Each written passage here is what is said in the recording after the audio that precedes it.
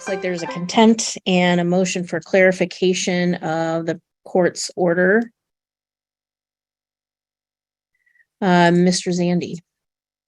Or Ms. Bliss. Sorry, Ms. Bliss. That's okay. The joys of having two folks on the same screen. I'm trying to fix that. Your Honor, this is before the court on both of my client's motions, the contempt and the clarification. Would it be easiest if I address one at a time, or would you like me to just do them both at the same time? Well, I think they're connected. Is that fair? Yes. So I think you can lump them together. Okay, very good. As the court is aware, I do represent the respondent and moving party, namely Jeremy Cook. Looking first to the contempt, it's pretty cut and dry as contained in my motion. Pursuant to the parenting plan, Your Honor, entered March 7, 2023. Specifically as it relates to the summer vacation schedule, Your Honor awarded my client summer vacation 1 week per summer month, so June, July, and August. Your Honor interlineated, hand wrote, mother shall also have 1 week in the summer. My client interpreted that as it was plainly written, that mother shall have 1 week of summertime visitation with the child and 1 week only. As contained in my client's pleadings, mother took it upon herself to interpret that as she gets 1 week each month, just as he does, but that's not what's written in the order. We've sent numerous email correspondence, letters prior to her retaining counsel. The parties themselves had discussed it at length. Ms. Jocelyn and I have discussed it at length since her being representing Ms. Hegdahl, and the parties just simply do not agree on this provision. Instead of bringing this matter before the court for clarification, Ms. Hegdahl utilized self-help measures, essentially took the approach of, I'm going to do it anyways and ask for forgiveness or feign ignorance later. And that's simply inappropriate. She's intentionally misinterpreting, it's my client's position, she's intentionally misinterpreting the court's order to her benefit and alternatively to his detriment. He missed out on 3 weeks of visitation with his child.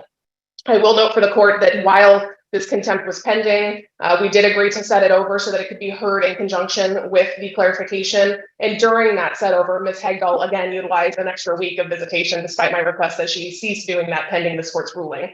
So it's very clear that she is misinterpreting the orders or is intentionally misinterpreting the orders for her benefit and to the detriment of my client. That is in violation of those orders. And instead of bringing it before the court, she simply decided to do what she's done this entire time, and that's what she wants.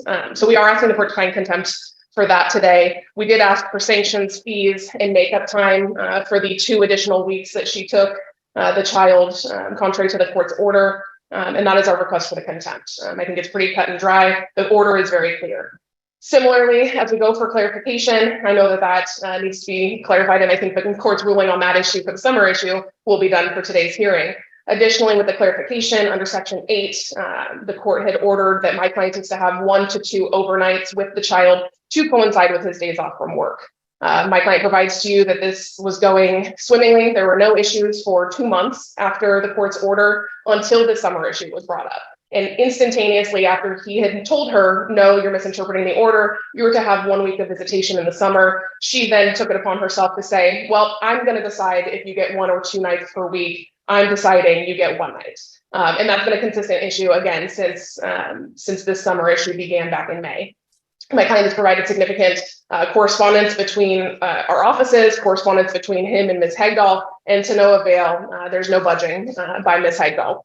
So my request for the court is to make it very clear to Ms. Hegdahl that your order was he is to have 1 to 2 overnights per week, consistent with his days off from work. If he has 1 overnight or 1 day off from work, he gets 1 overnight. If he has 2 overnights off from work, he gets 2 overnights. I think this is unfortunate that we're having to be before the court for these very specific orders, but as my client indicated in his declaration, it's very clear that any ounce of ambiguity in these orders, Ms. Hegdahl is using to her benefit and to the detriment of my client. My client has a great relationship with the party's child. He outlines for the court that he cherishes every overnight that he has with this child, and the fact that Ms. Hegdahl is utilizing gamesmanship and using the child as a pawn is unfortunate and contrary to his best interest. Nevertheless, that's what we're before the court today on that issue. I will note it was interesting to read in Ms. Hegdahl's responsive declaration that she is now misinterpreting the order again and indicating that fathers to have 2 days instead of 2 overnights. And she specifically says, With that 2 days, she's interpreting it as 9 a.m. one day to 6 p.m. another day is 2 days. And again, that's contrary to the court's order, contrary to the intention of the court and the agreement of the parties. As your honors may be aware, we were before the court twice in preparation of that order. Ms. Hegdahl largely agreed with our proposal with the exception of not allowing overnights, which is the reason we were before the court. It's clear that she's again using this, using her power essentially to unilaterally make decisions, again, contrary to the court's order. So for purposes of contempt, obviously we're before the court on the summer issue. For purposes of clarification, not only is it appropriate to make it very clear that 1 to 2 overnights consistent with father's schedule is 1 to 2 overnights consistent with his days off from work. With that, we ask the court to enter our orders as they've been presented. Order sanctions for the contempt, attorney's fees. Again, my client has spent significant amount of attorney's fees bringing both of these motions before the court. Additional attorney's fees because Ms. Hegdahl did not authorize her attorney to accept personal service on the contempt, so he had to hire a process server to get her served, and just the amount of roadblocks Ms. Hegdahl is put before my client to impede his access to his son, to be frank. So we are asking the court to make those findings, enter those orders and fees and sanctions. Great, thank you. Ms. Joslin. Yes, Your Honor. Thank you. I'll start with the contempt first. Want to make it clear to the court that father never followed the court's order. He never provided his schedule for summer visitation. He's never asked for any summer. He made it clear in his reply that he doesn't intend to take summer. So one of the reasons, I'm not sure why we're arguing over this when father doesn't even want it or can take it.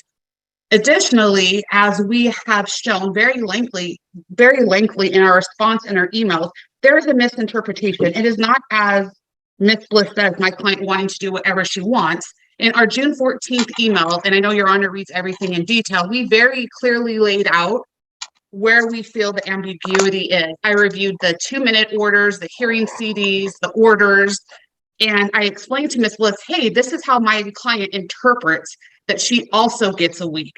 My client, a week each month, the June, July, August week. So as soon as we came aboard, I saw this was a big issue. I reached out to Ms. Bliss, sent her a lengthy email on June 14th, which we've attached as our exhibit, explaining how we arrived at that conclusion. Ms. Bliss and I then talked on June 21st about some clarification issues, because I think we're both in agreement things need to be clarified. And also the summer. That same day on June 21st, I sent Ms. Bliss an email stating, thanks for chatting. Can you please follow up on these issues? One of those being, did he want to do something about the summer visit? Like, did he want to do something about clarifying the summer? During our June 21st call, I think Ms. Bliss and I both sort of talked about that it may be too late based on when we get in on a clarification to do anything about it this summer, but she let me know. Ms. Bliss never responded to my email. I reached out on June 29th. To state where we at on the summer, the miscommunication, getting clarification. She responded to a bunch of other issues, neglected to talk about summer.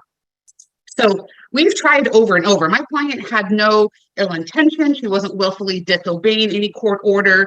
It is just simply, my client interprets it as 3 weeks. She interprets it as 1 week. We just need the court to tell us what their intention is, but she never deliberately disobeyed. The reason that we decided not to accept service, one, we're not required to accept personal service, but two, we were actually just rather shocked when we had been talking for over a month about all of these disagreements for summer, that they would ignore emails, never get back to us, and simply file a contempt. I was just blown away by that. This wasn't an issue that needed to be a contempt on it. If we would have come forward on a clarification and Your Honor said, Ms. Joslin, your client's interpretation is wrong, he gets 3 weeks, and my client had taken his 3 weeks, 100% he'd get makeup. That's just how it is. The problem is she's not doing this on purpose, and he hasn't even taken the 3 weeks. He's never asked for it, nor does he have any intention to. So I'm unsure why we're here on this. So our request on the contempt is to deny his motion for a contempt and order him to pay $1,500 towards our attorney's fees and costs, because this certainly could have been resolved by them simply responding. And also it's not necessary, learning that he's not actually going to take summer. Regarding a motion to clarify, absolutely, I think, Your Honor, we need you to weigh in on what you meant for the summer. Again, the June 14th email, if you're able to review that, clearly shows how we came up with it. But if Ms. Bliss and I we're both smart individuals, we work well together, we just disagree. So we just need Your Honor to weigh in on what it meant, what it is. If it's 1 week, it's 1 week. If it's 3 weeks, it's 3 weeks. Regarding the 1 to 2 overnights, the order's the order. I think because of so much back and forth, it would be a lot easier if Your Honor simply just gave him 2 overnights a week, then there's no confusion. The issue is, until we got involved, opposing party never gave my client his schedule. He has 2 schedules. He has a work schedule he gets a year in advance, which she kind of already knows because based on how they've been together, she kind of knows where it lays. But then he also gets a tentative schedule every 2 weeks that may or may not change that year-long schedule. So until we got involved and basically annoyed Miss Lisa's office, we didn't even get the year-long schedule. Unfortunately, the other side felt very annoyed that we kept asking for it, but we got it. We've never once gotten his tentative work schedule. All he does is either the week of or a few days before says, here's 3 days, or here's 2 days, or here's 1 day I can take him. If he would actually provide my client with his tentative work schedule, then it'd be a lot easier for these 2 people to coordinate his 1 to 2 days off. If it's 2 overnights, it's 2 overnights. If it's 1, it's 1. The problem is with him not obeying the court's order and providing it within 72 hours and maybe providing it a day or 2 or 3 or 4 ahead. My clients and a child either already have plans or they have doctor's appointments. So that is the only reason if he's wanted 2 overnights, he hasn't gotten them because of his late notice and him not providing that information. So in regards to the clarification, absolutely, Your Honor, if you could please weigh in on the summer regarding the 1 to 2 overnight. If Your Honor could weigh in that he has to provide a tentative schedule or what we can do to tighten this up. Otherwise, my client would prefer just give him 2 overnights a week, the same exact day, so there is no more confusion. Thank you. And Your Honor, if I may just briefly reply. Briefly. I didn't address the scheduling issue, and I do think that Your Honor is aware of my client's position on the scheduling issue, but briefly, he does not receive a set tentative schedule on a set day every 2 weeks, as Ms. Jocelyn has indicated. As he put in his declaration, it's at random. He provides Ms. Hegdahl his days when he receives them. So the fact that he's simply not screenshotting a schedule with various other employees' information on there is not the same as not providing a schedule. So he is providing the schedule, but Your Honor can weigh in on that issue as well. Ms. Jocelyn's proposal of 2 set overnights per week obviously is problematic. As Your Honor is aware, my client has a rotating 4 on 4 off schedule. If we were to set 2 specific days every week, there's very, very frequently going to be weeks where he cannot exercise visitation, and we're going to be in the same issue. So that's my client's position. We're asking the court to find contempt and to provide clarification on those other issues. And so if I could clarify, or Ms. Bliss, the contempt is based on what exactly? The summer schedule. So pursuant to the parenting plan, Your Honor wrote, mother shall also have 1 week in the summer. Mother has taken 3 weeks this summer. So he's missed out on his individual, the 1 to 2 days, those additional 3 weeks. Okay. All right. Well, the fault may be mine. I look at the order and it seems very clear. Mom gets 1 week uninterrupted over the summer, not 1 each month. That's not spelled out like it was for dad. So 1 uninterrupted, because she's getting 90% of the time anyway. So she gets 1 uninterrupted week of vacation time with notice each year, as I specifically stated in the order. So if that wasn't clear enough, my apologies to the parties. If that resulted in dad not getting his visitation time, then it's kind of a compounded issue. I think, frankly, I'm a little frustrated at the position that the parties took here, and that dad hasn't been able to get his visitation time during that. I'm not going to make a finding in contempt. I'm not going to award any fees, but mom needs to, I mean, I don't know how. Frankly, I read your email. I don't know how you came to the conclusion that this meant every month when it says 1 week uninterrupted. So I don't need any other explanation. That's what it is. That's what I meant. So visitation should resume immediately if it hasn't already. I'm going to authorize 2 overnights a week, assuming that works for dad's schedule. That will, dad needs to provide schedule as far in advance as he gets it. Sounds like he's trying to do that. If there's any changes to schedule, that needs to be provided to mom as far in advance as possible. If mom has scheduled dates for doctor's appointments, other information that needs to be relayed, if it's something that may impact his visitation time or something that he will need to do during his visitation time. This is a small child parents are responsible for. They need to have some level of cooperation with one another. Anything else? Yes, Your Honor. Can we just get one clarification on terms of the schedule? What I'm trying to figure out, are you asking his schedule for his work time or his availability? Because he's not actually providing a tentative work schedule. He's just providing days he's available. And how soon in advance? Because I know you say as soon as possible, but he's waiting until the last minute, which is becoming problematic. I mean, I don't know if we can just do a set every 2 weeks or something so we're not running into these issues.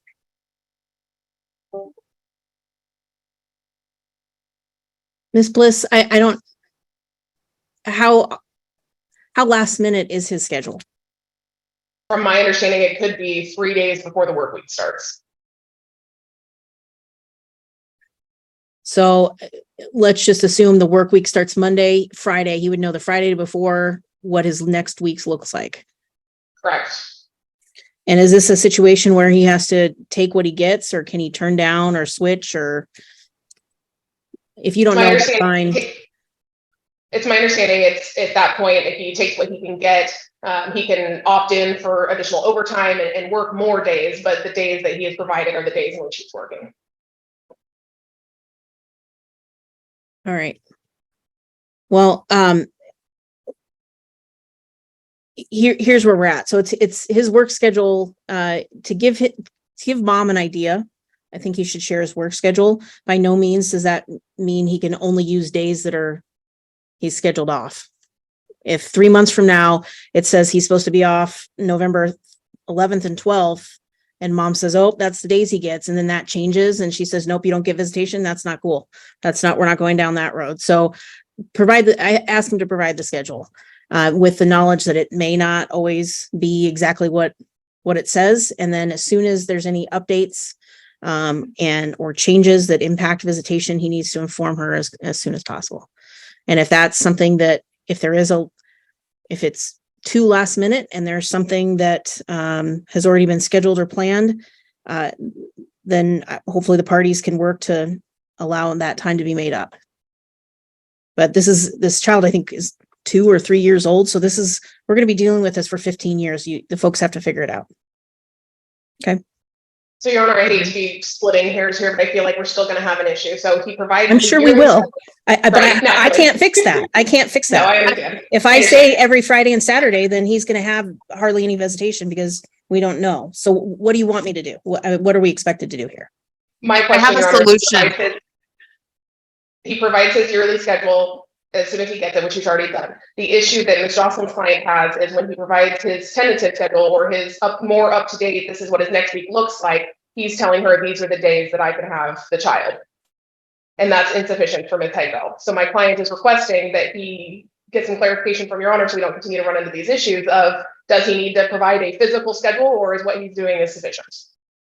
I have a solution, Your Honor, based on your ruling. He has already provided a year-long schedule. So within the next week, he can tentatively schedule out all of his time for the rest of the year. And then as Your Honor just ruled, if there's any changes based on his work schedule, he will tell us the Friday before. So in the next week, he can tell us what he's going to have through the end of the year, tentatively, right? And if it changes, he'll tell us the Friday before. And to me, that's an easy solution. It cuts out any of this back and forth. We know that here's going to be the days based on his year-long schedule. And then the Friday before, if he goes, wait, I can't do Tuesday, I just picked up OT, then it changes. That way, it'll be a lot easier and a lot less confusing back and forth. I don't have a problem with that. If Miss Bliss doesn't have a problem with that, obviously Friday is a made up day that I selected. I don't know Fridays when he gets his, but presuming whenever, do you know what his week cycle is, Miss Bliss? If it's Sunday to Sunday, if it's okay. So if he gets on every Wednesday, he finds out what he does starting that weekend for the next week, then updates whenever that is. And if that works and we can hopefully iron out some of the scheduling issues, so at least there's an idea of when visitation will take place. I think that will be a massive help to the parties. Yes, if we could get that in the next week or two, however long it takes them, just so we can have a date that we're going to get it for the next year, then that'll be, I think, solve 98% of these problems. In terms of the dates he's going to take, we already have his year-long schedule. All right. And Ms. Bliss, does that satisfy your concerns or your client's concerns? Anytime there's an issue, Your Honor, yes, it will be fine. Okay. I hope it does. It's, we're kind of, we all need crystal balls for some of this stuff. And it's, my hope is that they'll be able to work out those issues moving forward. And, I think more communication, the better as far as scheduling. Indeed. All right. I'll prepare those and get those over. Does that work for you, Ms. Joslin? Oh, I didn't hear what she said. Oh, she would prepare the orders and send them around for signatures. Yes, Do we that's great. have, perfect. Thank you, Ms. Bliss. Brian Couch. Yes, Your Honor. All right. So, we were here on the 8th. I set it over 2 weeks for plan to be submitted. I have not received anything.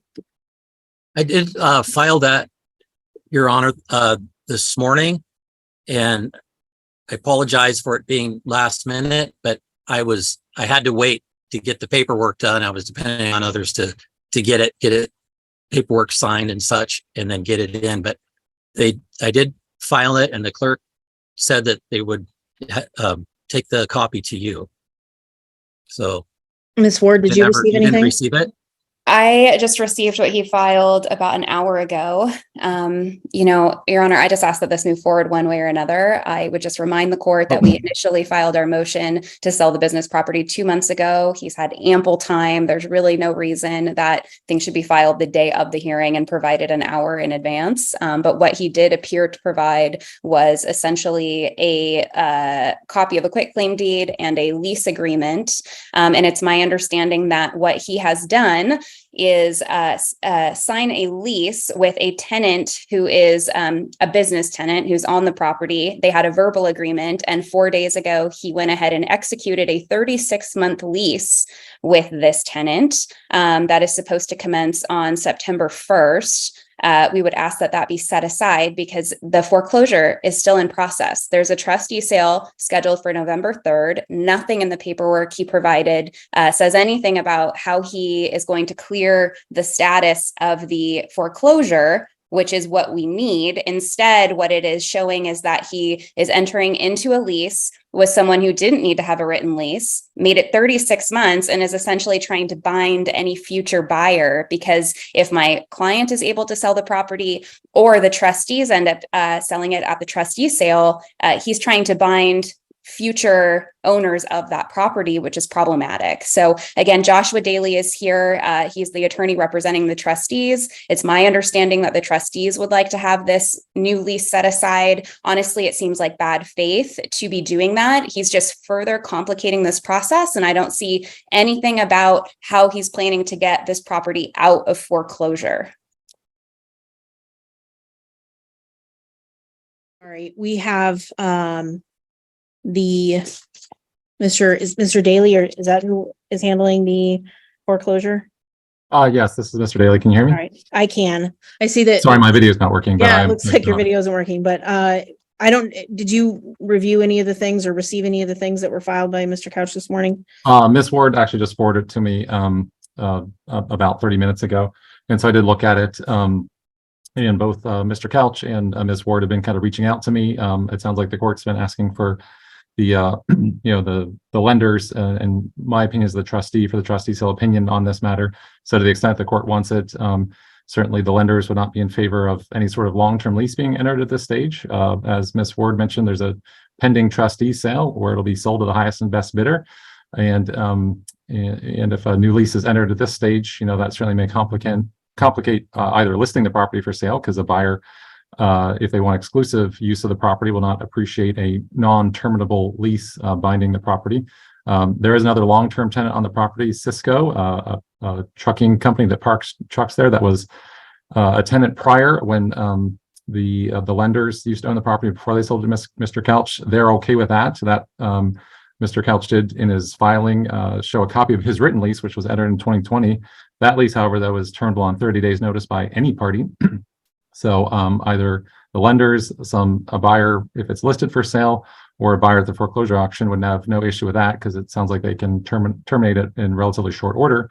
But yeah, what the lenders would not appreciate is a 36-year or 36-month lease being entered into at this late stage that a subsequent buyer may have issue with, because certainly if the Jarvis Trust ends up buying it at the foreclosure auction by bidding what they're owed, and there's no higher third-party bids, they're not interested in operating the property.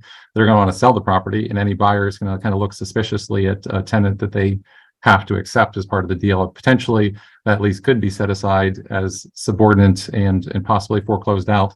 That would be, potential legal issue that that the lender would not have to deal with. So, arguably, it wouldn't necessarily run the land, but it certainly would complicate possession. It would complicate showing the property. Any buyer would then have an issue what to do with this tenant. Do they have a right to stay? Don't they have a right to stay? Is there anything about the lease that you reviewed, and I understand it probably was you didn't have a lot of time to review that lease, that would change the fact that the trustee sale is still set for November of this year? No, unless the reinstatement amount is either paid, which is the amount in arrears, including all costs of foreclosure, or if somehow Mr. Couch was able to refinance it and pay it off in full, or he were to sell it, whatever. Nothing in this lease looks like it would affect the sale. I know Mr. Couch has made statements to me that he's going to pay the reinstatement amount, but I haven't seen any evidence of where he would get those funds from, and this, I don't believe this lease looks like it would generate any sort of significant funds enough to pay the reinstatement amount or pay off the balance. And what is the reinstatement amount again? I don't have it calculated right off my head today, but the reinstatement amount would be, I think when I issued a payoff letter back in May, it was to the tune of $30,000 or $40,000. I'd have to open up my files to see what that was. Oh, the ballpark is fine. All right. So on the 8th, Mr. Couch, I said that I needed several things from you. One of them was a way to get it out of the foreclosure sale, and that whatever plan you had, refinancing, payoff, would need to be approved by the trustee. I do have this now, and it's essentially a promissory note and a quitclaim deed and a new lease with Johnson Commercial Properties. And it sounds like, well, first and foremost, the trustee is not approving of this plan. And number two, that this doesn't do anything to get you out of arrears. So what is the plan? Your Honor, as far as the arrears, my son is willing and capable of making that up off his sale of his property, that his personal property, real estate property. But is it ready to do it now when the petitioner is trying to essentially, take the property out from under me, and as well as himself and the tenants that are here? And so that is, I could put something together for that. I guess that might have been intent. I didn't realize that the trustee needed, that. I thought what this was about is to show that there's a way to pay for the property. So I think, you understand that there is a foreclosure sale. Yeah, on your I do, Your Honor. Yes. 2 months from now. So yes, signing I a lease absolutely with do. someone for $1 a square foot is probably not going to help you out in there. No, Your Honor. What did you think? That wasn't, okay. that wasn't my intent. Here's my concern. We're at this point, unfortunately, for a reason, because there's, at least at last hearing, there was a judgment of $92,000 that's owed to the petitioner in this case. This is the only thing of value remaining in the family. And it's either sell it or it's goes to essentially the highest bidder. And that's going to happen in 2 months. And I don't, I'm a little concerned that Well, there's not a realization of how impending that is. yeah, Your Honor, could I just have a moment? I don't know if you're aware, but I do have, I think it's called a GR 33 that was filed in here for me. That's been a while ago, but I have a hard time, speaking and articulating these things. And it seems like the attorneys that just kind of walk all over me, and I never get a chance to have the time to explain what's going on. And I'm being misrepresented on this, trying to tie them up with a long lease. That lease says 36 months. It's kind of a standard, but if you read in it, it said either party can terminate. It's right above the signature page. It says with just giving them 30 days notice, either party, and there's for no reason, any reason. And so the intent of the lease is to show, Your Honor, that I actually have the tenants, have the lease, this is the monies that are going to be coming in. And it seems like then once I do produce this, the opposition says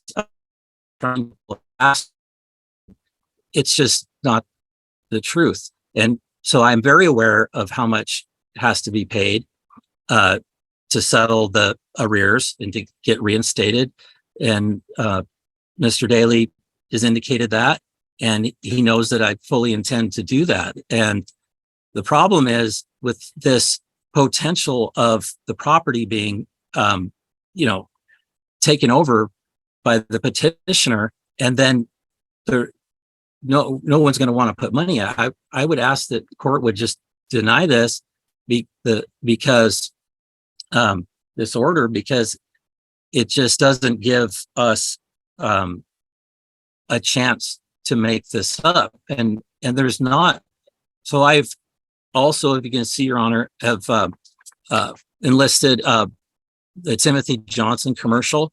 I've been talking to them for several months now, but they want like $10,000 up front to do this, which is standard practice. They want a certain like 5% or 10% or something of the overall lease up front, but they went ahead and waived that and would just take their payments out of the monthly rent payment.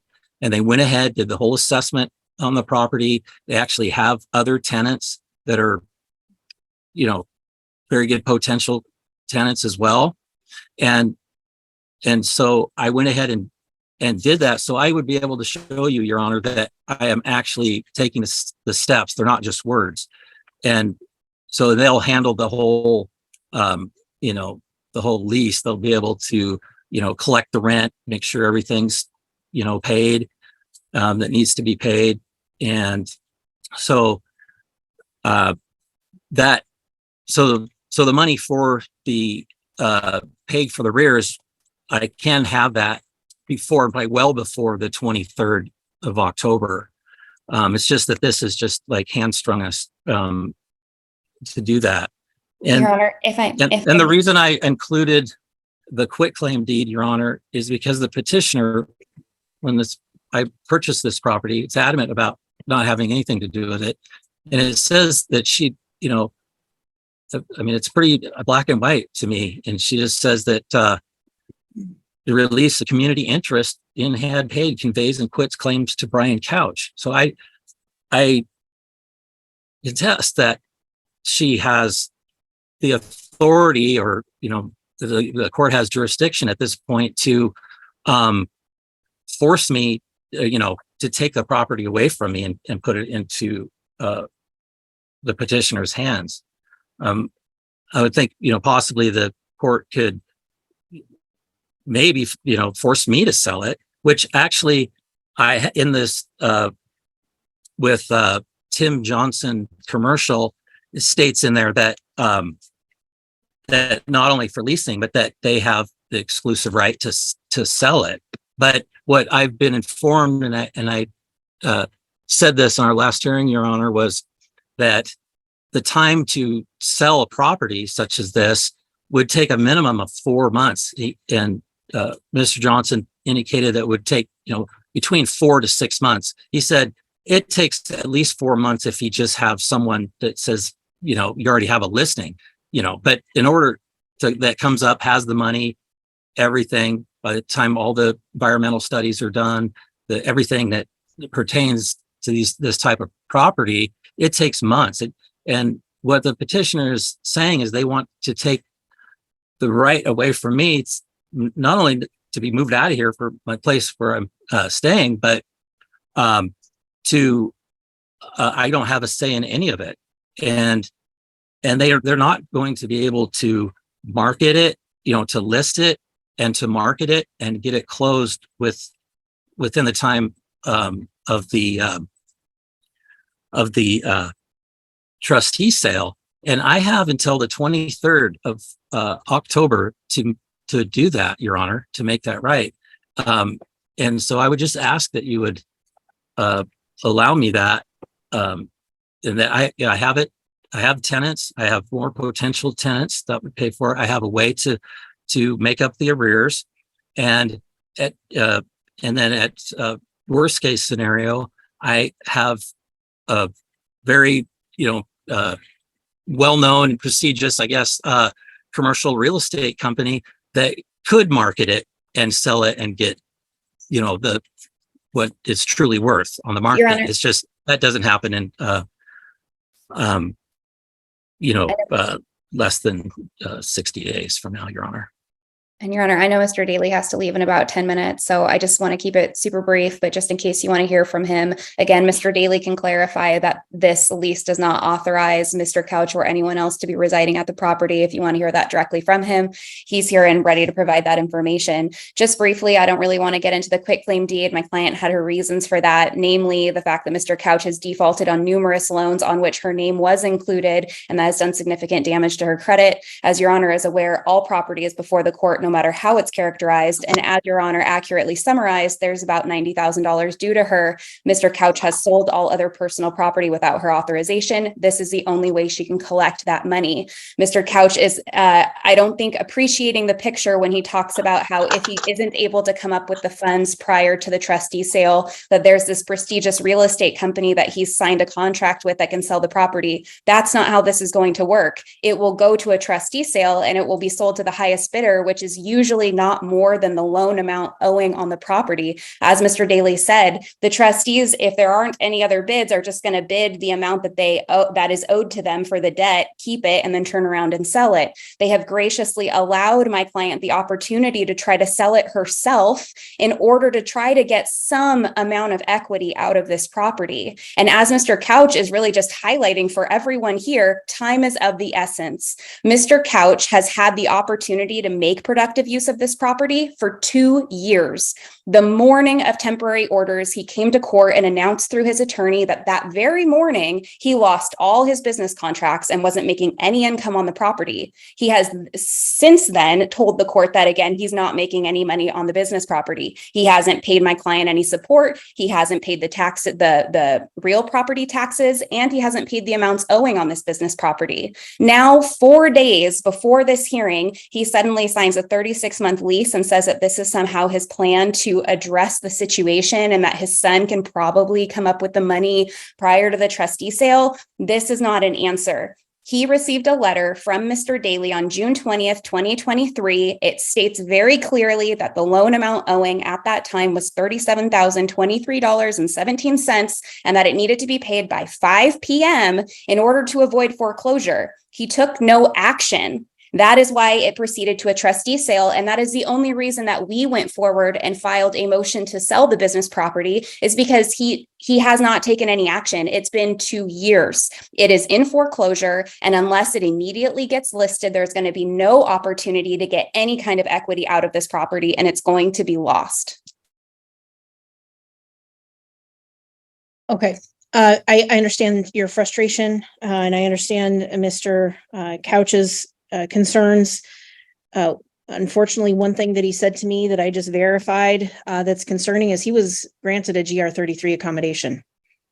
And so he has a right to have an attorney present with him for any matters in this case. While it is Mr. Couch's responsibility to let the court know that that's been granted, he hasn't done that, but today he did. He said he has a GR 33. So I feel, I understand the frustration. I'm gonna get an attorney on board. Mr. Daly is free to leave. I don't need to hear from him anymore today. I'm gonna pause for one moment and be right back. All right, thank you for your patience. For the record, I do see there was a GR 33 request that was submitted May 10th, 2022. And on the same day, ADA accommodations decision order was entered by the court granting that request, indicating any hearings he's to relay to the court the accommodation and get an attorney to help represent him. So given that, I'm going to set this matter over to the 5th of September. I understand the need for this to move forward. So I'm going to set this to the 5th of September. Mr. Couch, I'm going to order that you contact Superior Court Administration. So Cowlitz County Superior Court Administration, tell them that you are calling about a GR 33 attorney appointment. Give them your name and your cause number, and they will work with you to get an attorney so you can have someone with you on the 5th. Okay. All right. So I'm Thank gonna you, Your Honor. set this matter over to the 5th Yes, at, 1 and it's o'clock. on for review of that order. It's on for a review of discovery, the compel order. I can tell the court that I did receive some additional information from Mr. Fisher by the time deadline, but there continues to be substantial outstanding discovery. The actual order talks about either entering limiting orders or alternatively entering a default. I can tell the court that at this time I have no tax documentation such as W-2s, 1099s, or a tax return for Mr. Fisher from 2022. He has not provided a complete Social Security earnings statement, which would include the amount that he would qualify for once he's full Social Security age. He has not provided verification of any potential benefits from his employment, including 401k or pension benefits, medical insurance benefits, the cost for medical insurance benefits, or the proof of COBRA coverage or costs of COBRA coverage. He produced bank statements, the full bank statements now for 2023, but he's not produced any of the bank statements for 2022. And these folks separated in 2022.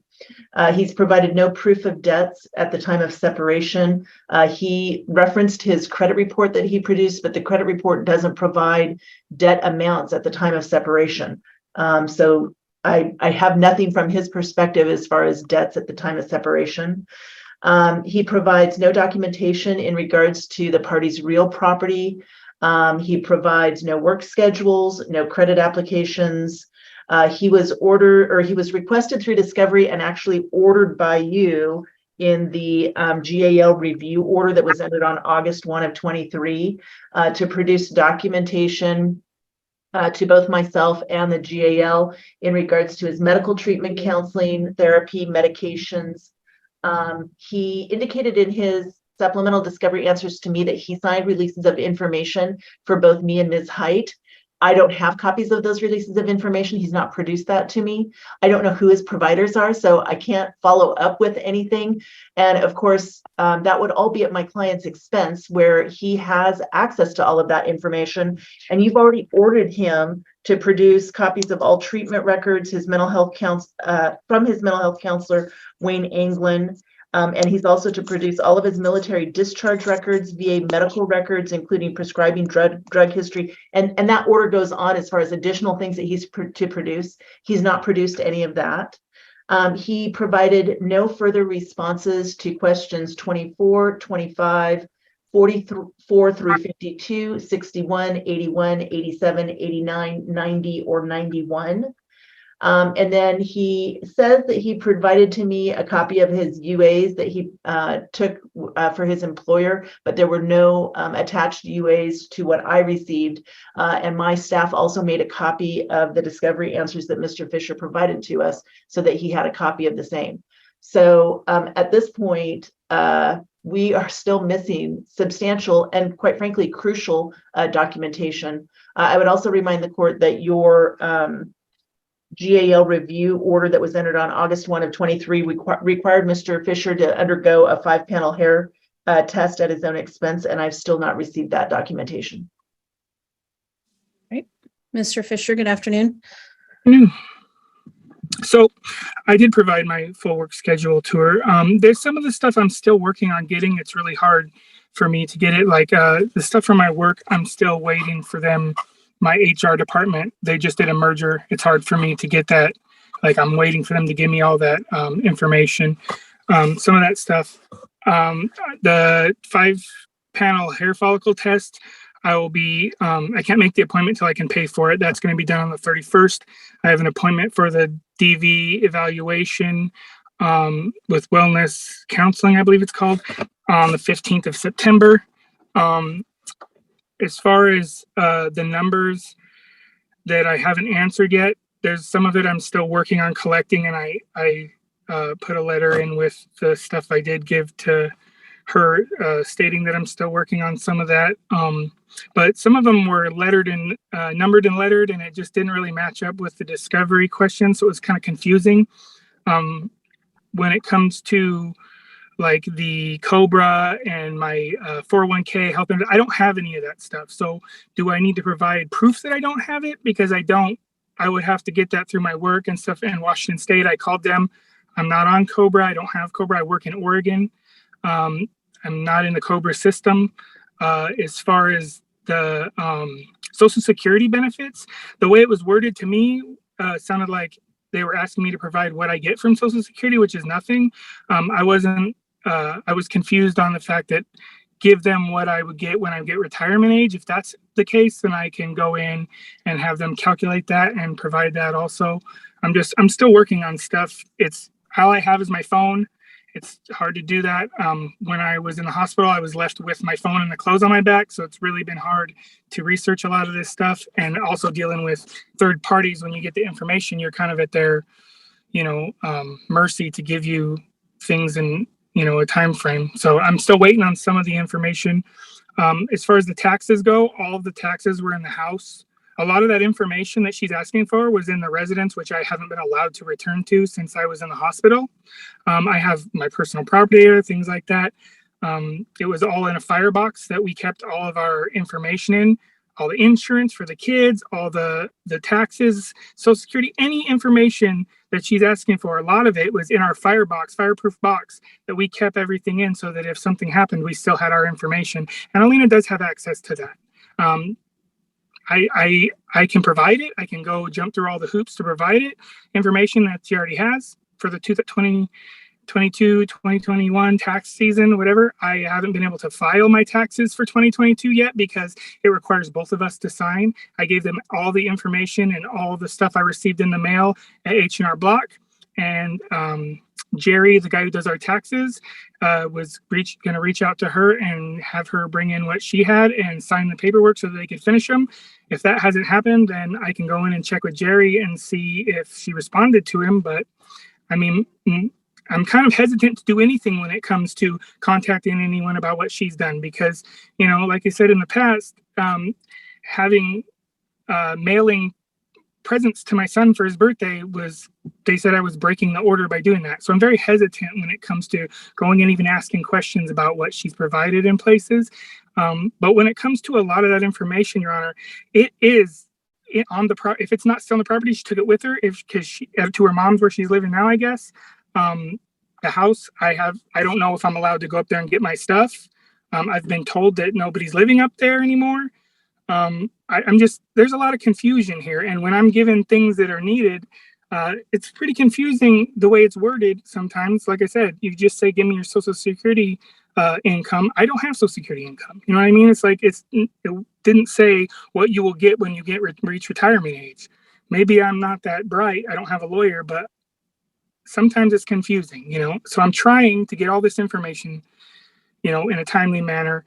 By my own fault, I left my phone on the top of my car Friday and it fell off and got destroyed, and I have insurance. I'm waiting for that to get mailed to me hopefully today. So I'm really kind of stuck right now for some of the information I do have that I can give her on top of what I've already given her.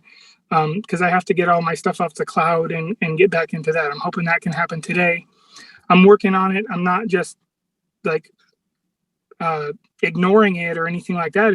It's pretty difficult for me to do that, on top of the fact that, you know, I'm on call constantly and I get called into work, and I work during business hours. So when I get off, everything's closed. It's hard to get, you know, a day off to do this. I got the day off today.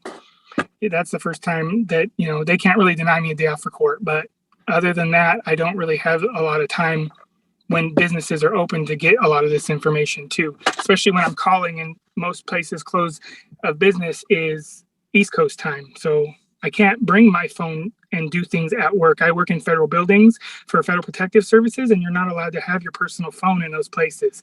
So during my working hours, between 8 and 12-hour shifts, I don't even have access to my phone where I could be doing extra stuff on the side. So I'm just having a little bit of a struggle getting that stuff done, but I'm making progress. I am getting the drug test done. I have requested my drug analysis from what I said in there, and I might have worded it incorrectly or poorly, but I'm requested access to my drug screening for hiring, and I'm waiting for them to send it to me. As soon as they send it to me, I'll email her the results, or I'll deliver it in person if she wants a hard copy of it.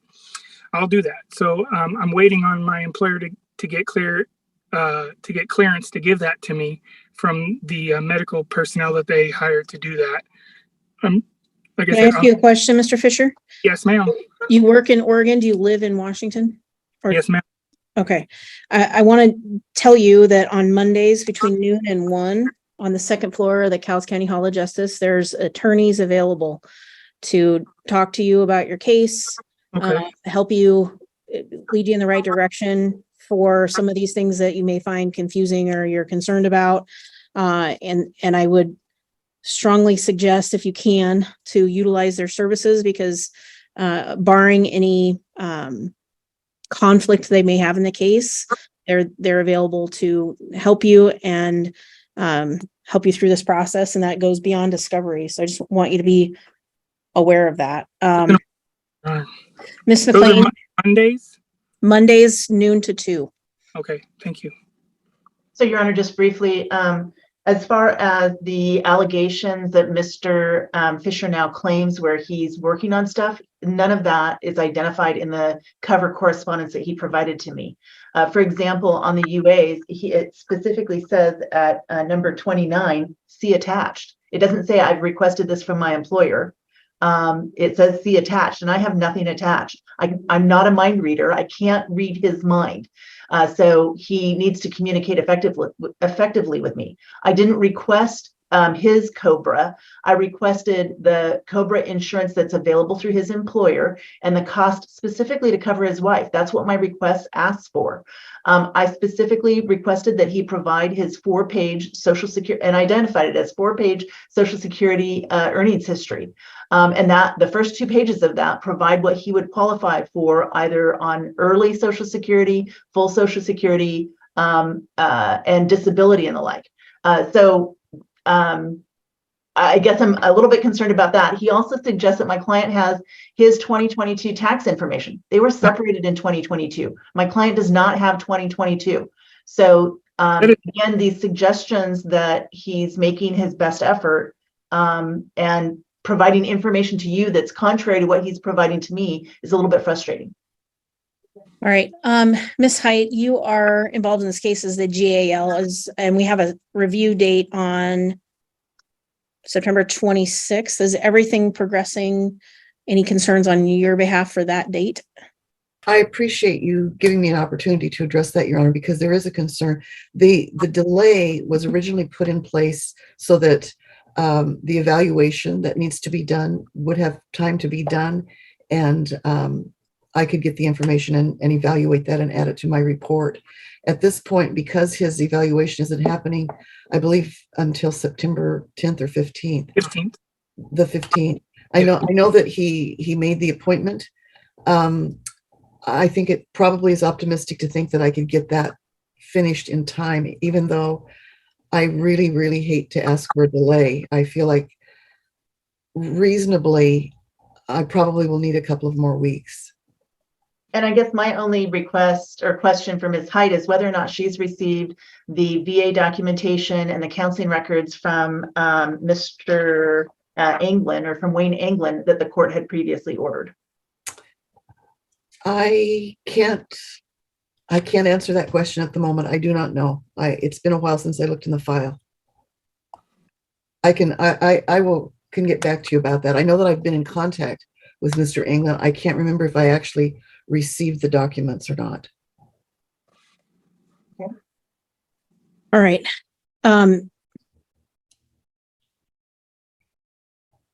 I appreciate everyone's frustration in this, with these matters. Here's what I'd like to do. I'm going to give a little more time than I normally would. So we're going to keep that September 26th date.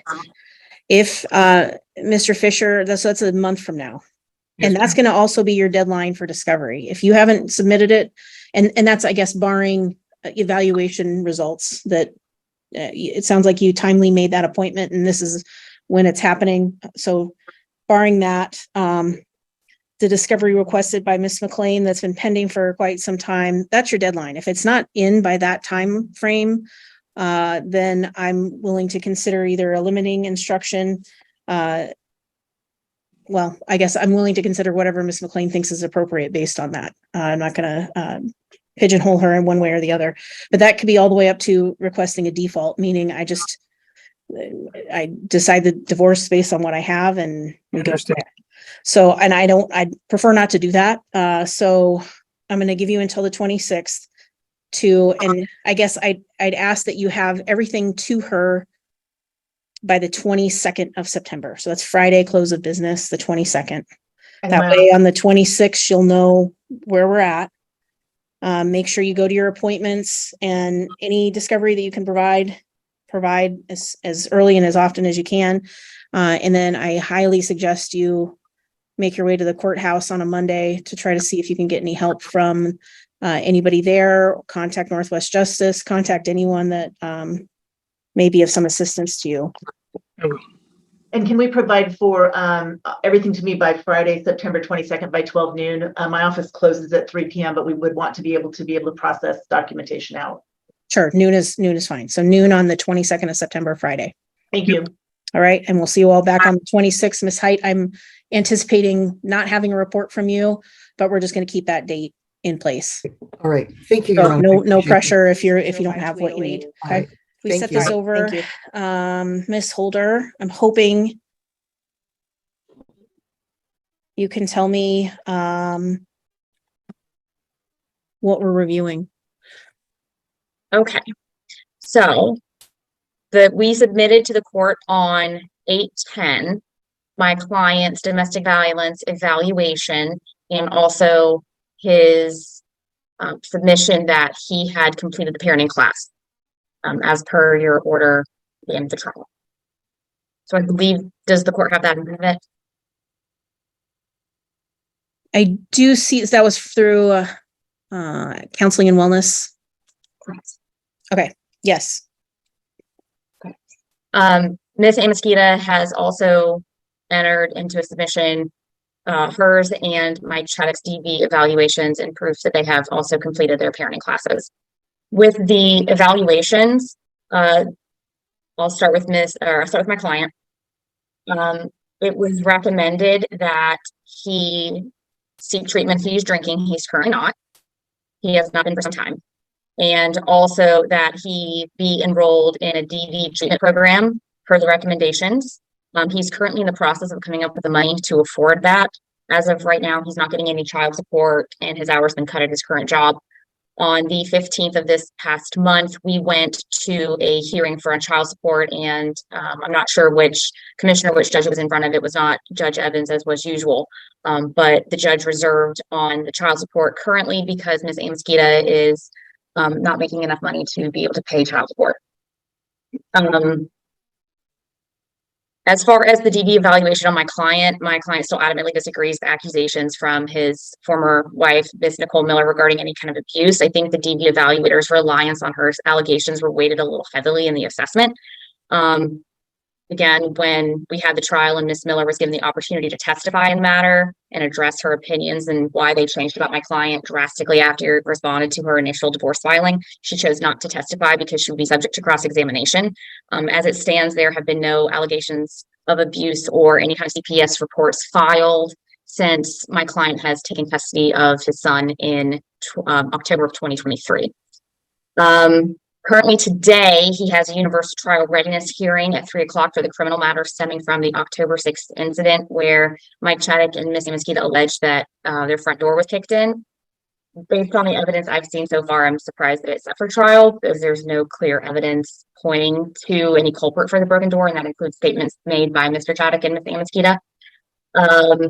Regarding Mr. Chaddock's assessment, we did have a hearing on the 31st where Mr. Chaddock asked that the domestic violence protective order be dropped, and Commissioner Carmi found that there was not a substantial change in circumstances at the time, and so the DVPO will stay in place until it terminates as an operation as a matter of law in December of this year. So that DVP is still in place, and therefore Ms. Amosquita's DVPO is also still in place because Mr. Chaddock's is still in place.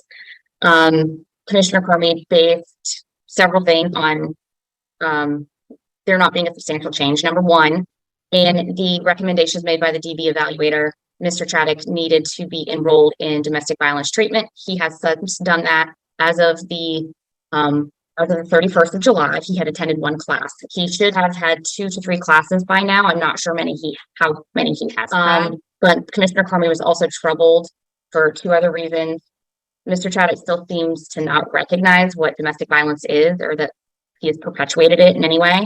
And Mr. Chaddock was still adamantly asking why the DVPO was issued in the first place, and he hasn't seemed to take any kind of responsibility or accountability. And that corresponds with the DV evaluator's assessment in the first recommendation, which was that he needs to understand what domestic violence is, and he doesn't understand the underlying issues with his past treatment of his stepson. Regarding Ms. Amosquita's DV evaluation, the DV evaluator believes that she should work towards being reunited with Buddy with 50-50 custody. I don't disagree with that, and Mr. Miller does not disagree with that. However, with the DVPO still in place against Mr. Chaddock, there is still the concern that if she is elevated to 50-50 custody right now, Buddy would still be in contact with someone that there is a DVPO actively against. On a hearing on the 15th, Mr. Miller was denied any kind of child support. Like I mentioned, it's been reserved on that due to Ms. Amosquita's financial situation. In speaking with my client, she has been visiting with Buddy, but she hasn't been visiting with him as much as she possibly could. I understand that a few weeks ago she had COVID and she's still getting over that. As it stands right now, she is contacting him to see Buddy, but she tends to do it after she gets off work at 5 o'clock in the evening when he's already at work. And so the transportation arrangements just don't work out. I'm not exactly sure why she's not in contact with Mr. Miller's mother, who you saw testify at trial. So I'm not sure what's going on there, why she's not able to make other arrangements. But again, as it stands right now, I think it's still appropriate to keep visitations limited and supervised until she is able to get more visitation time in, and possibly until the DVPO against Mr. Chaddock terminates in December. I appreciate that, Ms. Holder. Thank you. So Mr. Chaddock's current order doesn't expire until December of this year. That's correct. And if you have it handy, do you have a specific date in December that it expires? I'm not sure, Your Honor. The judge just said that it would terminate, or sorry, Commissioner Carmi said it would terminate as a matter of law in December. And it was for a full year. All right. I probably can track that information down. Ms. Amosquita, any response? Yeah, I looked over Mr. Miller's domestic DV assessment, and I was going to point out that the lady that did it said that she doesn't recommend my son being placed with him because of the past abuse with his wife, and then just some concerning things for her. And I haven't tried to like get my protection order dropped, because when I was trying to fight against it in court, Commissioner Carmi didn't want to hear what I said when I provided evidence of why I shouldn't get the order. And I'm not sure when mine expires. The DV evaluators said that if Mr. Miller was not seeking DV treatment, which he plans to do when he gets the money, that she would not recommend a placement with him. Not that she didn't recommend a placement with him overall, it was he needed DV assessment and treatment, which leads the court to a conundrum that if Ms. Miller or Ms. Amosquita was to get custody, then who would the child be placed with? Mike Chaddock and Ms. Amosquita, or Mr. Miller, who again has had no instances of reported DV and or CPS reports beyond what his ex-wife alleged in ever-changing declarations that she again would not sit to be cross-examined on. Right. And Miss Amosquita, what, and I just am asking for clarification, when you were, as you claim, denied the ability to provide evidence to Commissioner Carmi, was that in Mr. Chaddock's hearing to modify the DVPO? No, that was for my hearing when I got served the protection order on me. You mean She from like 6 months ago? Yeah, she automatically approved it when I tried to argue against it. Okay. All right. I'm going to get a date here. This case is extremely frustrating. I don't know. I think everybody knows my position that this went to trial. We should have had a guardian ad litem. There should have been some other procedures that were followed, which is no fault of any of the parties here. And it's now we're kind of working backwards from the trial, trying to figure out what needs to happen. We do have two individuals. One is the respondent's significant other. The other is the petitioner in this case and father of the child in question, both with assessments that say they need domestic violence evaluations, or excuse me, domestic violence treatment. One is a 9-month term. One is a 6-month term. And that I agree with both parties. Ms. Amosquita says that he shouldn't be a placement, but Ms. Holder clarifies he shouldn't be a placement unless he's actually in DV treatment. It sounds like he's attempting to get that set up. Everybody has done a parenting plan. When I hear that other judicial officers are reviewing the case and still see concerns, and that the request to rescind the no contact order for Mr. Chaddock was denied, that obviously gives some concerns. I want to find out exactly when, let me see, when that order would end. My hope would be that all parties receive treatment moving forward, and that we can look at a more something akin to a 50-50 plan once that order is taken care of. Here is, I guess, the other. I'm not concerned necessarily about Ms. Amosquita's protection order. I think we can, because she's a direct party in this case, I think the family law case can supersede and we can deal with that. And I don't know that, sounds like Ms. Holder isn't necessarily concerned about that if we get things worked out moving forward, but. No, Your Honor, I'm not, and Mr. Miller is not either. Again, the main concern is just bringing the child around Michael Chaddock when there's still the DVPO in place, and Mr. Chaddock he really doesn't seem to understand the repercussions of his actions and what domestic violence is, which is why treatment is necessary.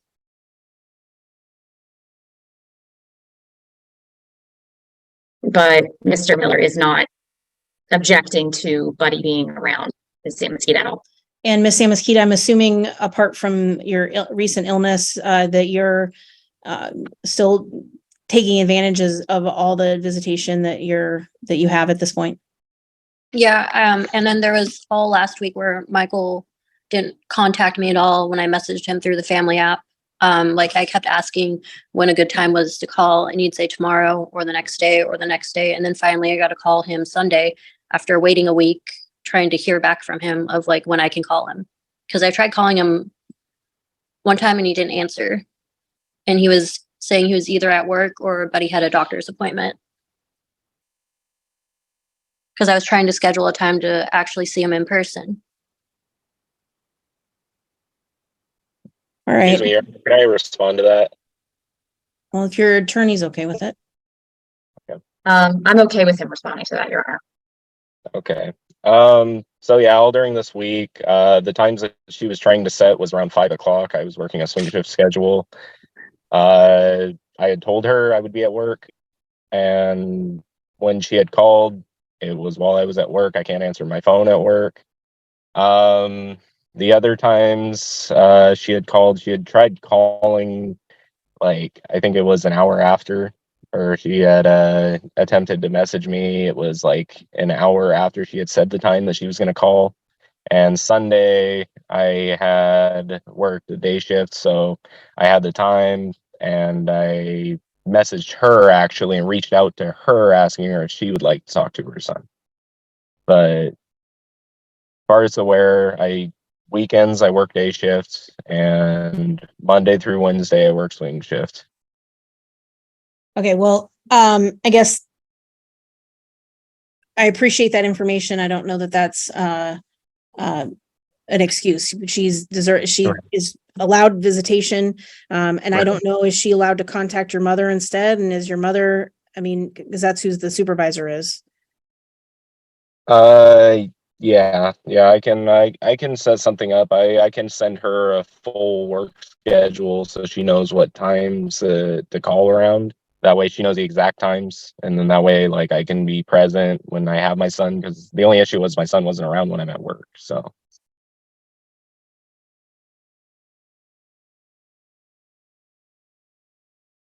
All right. Well, we need to make sure that those visitations are happening and that we work together on that. December 19th is the date that no contact order with Mr. Chaddock would terminate, barring any request for an extension. So I guess I'm going to ask the parties to participate in the DV treatment as recommended in their reports. Ms. Amaskita has recommended counseling, and if she is able to pursue that, I would hope that she could. And then essentially want to keep status quo and set this for December 19th, 2023 at 1 p.m. That's the day the order expires, in the hopes of entering a permanent parenting plan. Okay, we are on for appointment of a special master with regards to the house listing. That is correct, Your Honor. This is my client's motion. And hold on one second. Of course, everything is slow right now.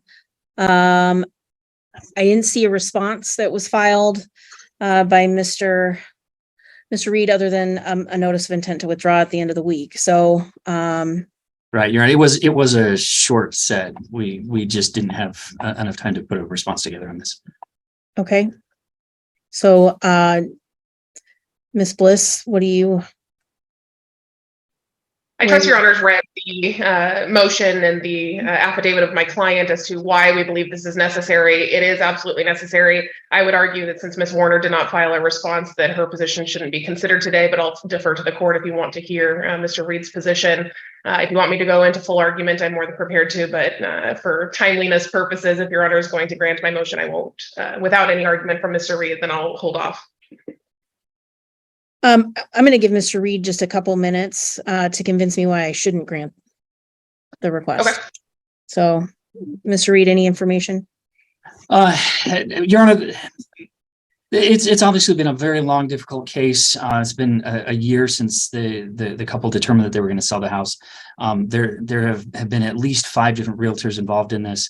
The one thing I would note is that Mr. Warner, he withdrew from his agreement to list the house the day before he filed this motion. So it was his choice to withdraw from the listing. And the understanding from reading the materials that were presented, it was clear that there was an argument about a 30-day buyback because Ms. Warner has an expectation that it's going to be very difficult for her to find another place once the house does sell. And she was simply requesting the opportunity to ask for a rental period after the house closes. But in addition to that, there was also a complaint about whether or not she would get 4 hours notice or 2 hours notice on viewings of the house. And the feeling was that Mr. Warner was cutting it off, not because of problems, but because he was unwilling to allow her to make any decisions. And now this motion here is just additional, not allowing her to participate in the decisions for the house that's being sold, that she is the one who is continuing to live in. He is not actually affected by what's happening. There have been several different realtors involved, and both sides are earnestly trying to get the house listed and get the house sold. But again, I would note that it's difficult to price a house in this market at this time, and it's difficult to sell a house. Both sides are on edge. We have a hearing coming up in a couple of weeks. It's just been a very difficult time for my client, and now to put additional pressure on her, saying he's the one who's going to be making decisions, that if they appoint a special master, and a special master is fine, and we, of course, I assume that the special master will be making decisions based on what is fair to both parties, but she doesn't want to have to be on the hook to pay for something like that. She doesn't have that kind of support. Overall, we just object to having a special master in this case. Your Honor, may I say something? If he wouldn't have rescinded his signature, the house would have been on the market this past Friday. I approached both Ms. Bliss and Mr. Warner back in April. I sent an email to Ms. Bliss on April 3rd saying that there was nothing preventing us from putting the house on the market. She ignored my email. I then sent an email to Mr. Warner with the same content and included the email that I had sent to Ms. Bliss. That was ignored. I did not go through 5 realtors. I interviewed 5 realtors. I decided upon Shane Cole. He's local to the area. He was going to list at 5%, whereas another realtor that we had been looking at was going to go as high as 6%.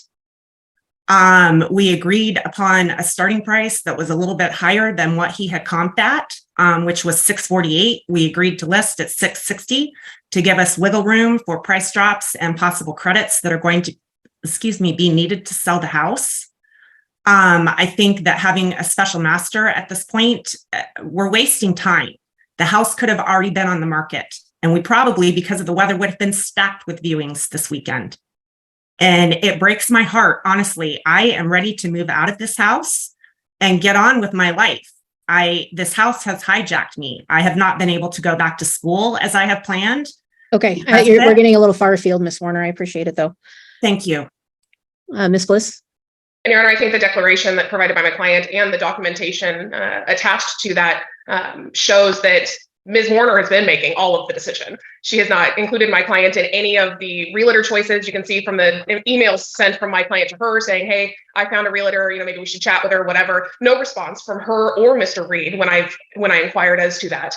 3 weeks went by after trial and this matter was set, and not one single response. Then randomly out of the blue, we get Ms. Warner saying, oh, I found a realtor. I interviewed her. She's going to do this, this, and this, and this. And you can see from the emails provided that she has been controlling the entire process and not taking any input from my client into consideration, which is precisely why we're in this.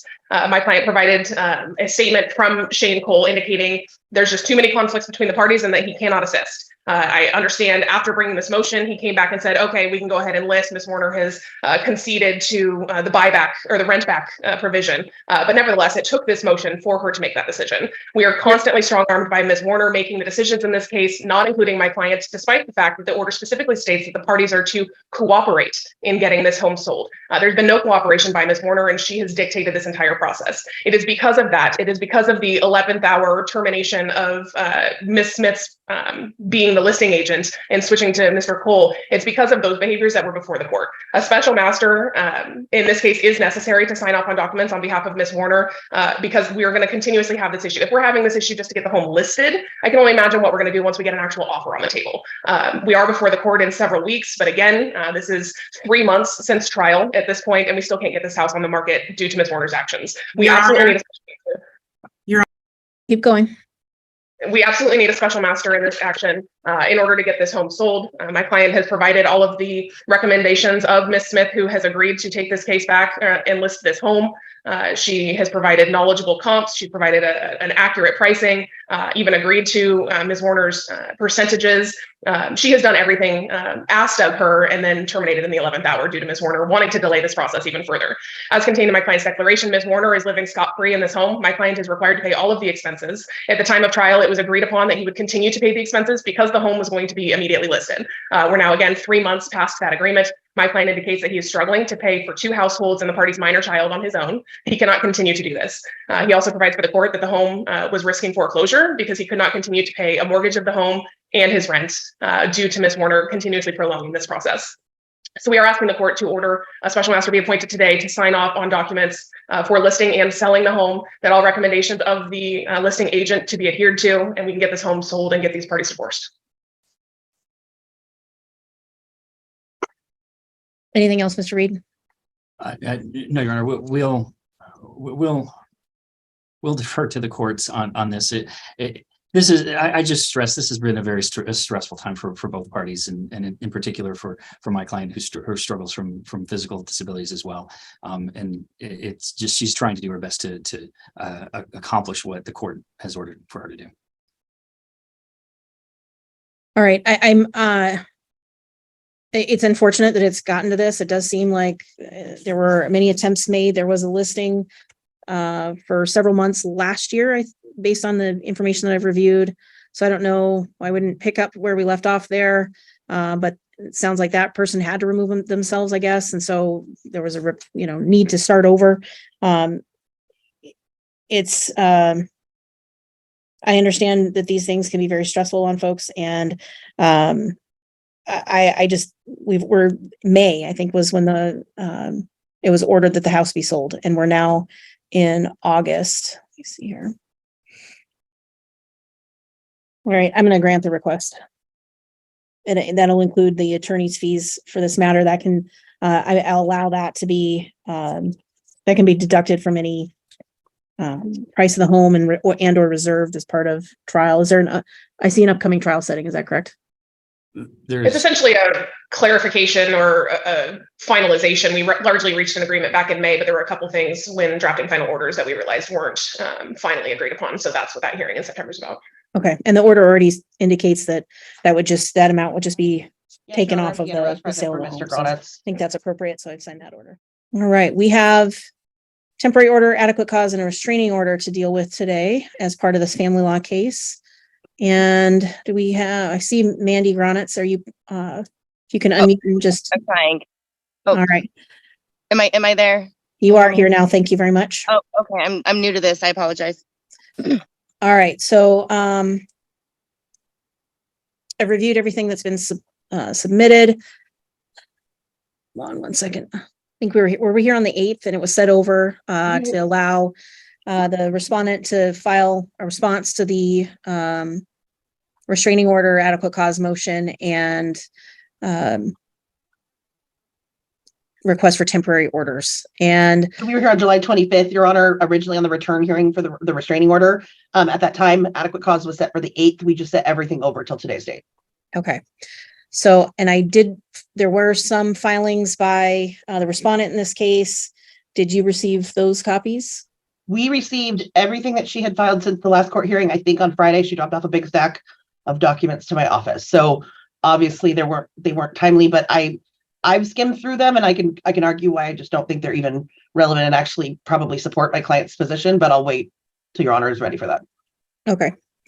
So what I received and what was filed were about 110 pages of personal healthcare records and about 20 pages of an article by Dr. Maharg and a few pages of, I guess, an aromatherapy type chart is the best way to describe it.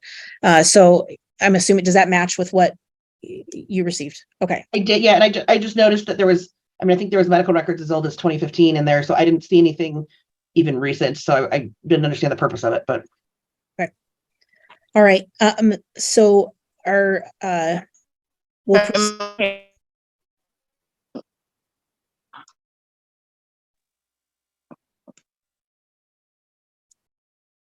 we'll pause this one and come back here in a few moments. Hopefully she'll be able to reestablish connection and we can handle this matter today. I don't want to have to set it over if at all possible. Thank you, Your Honor. But we're here on a child support review. And in I guess more of a request regarding child support. And so Mr. Roberts. Thank you, Your Honor. So last time we were here, you set it over for review based on, well, I don't want to read your mind, but my understanding, it was based on the fact that my client didn't have the funds to pay the obligations as the court ordered them. That was his position, and it was a short-term marriage. So we set this over for 2.5 months to my understanding that Your Honor wanted to review things to see if the status changed, what my client's finances were like, what he was able to do, and if mother became employed, because she's been unemployed since separation. Since the last hearing, my client's taken quite a few extraordinary and unsustainable steps to attempt to tread water, given the obligations he has under the current court order. He had to borrow $4,000 from family in June to pay off his existing 401k loan. That 401k loan was taken out during marriage and his community debt. He paid that off to secure a subsequent 401k loan because he could not have two at the same time. In order to have enough bulk sum to pay the court order attorney's fees, $2,500 to Ms. Bliss's office, as well as $2,200 a month in family support. The loan required administrative hurdles that took until early August for the funds to be released. Since then, he's up to date on the mortgage, family support, and has paid Ms. Bliss's office. He can't continue like this, and the court should be able to see from his bank records and pay stubs that's the case. In addition, he took out additional overtime shifts, even in other departments, which isn't customary, but he was doing everything he could, and even took shifts during his parenting time because he was so concerned that he was not going to be able to fulfill his obligations. Overtime is not readily available, and the court can see that from pay period ending July 23rd, where he did not get any.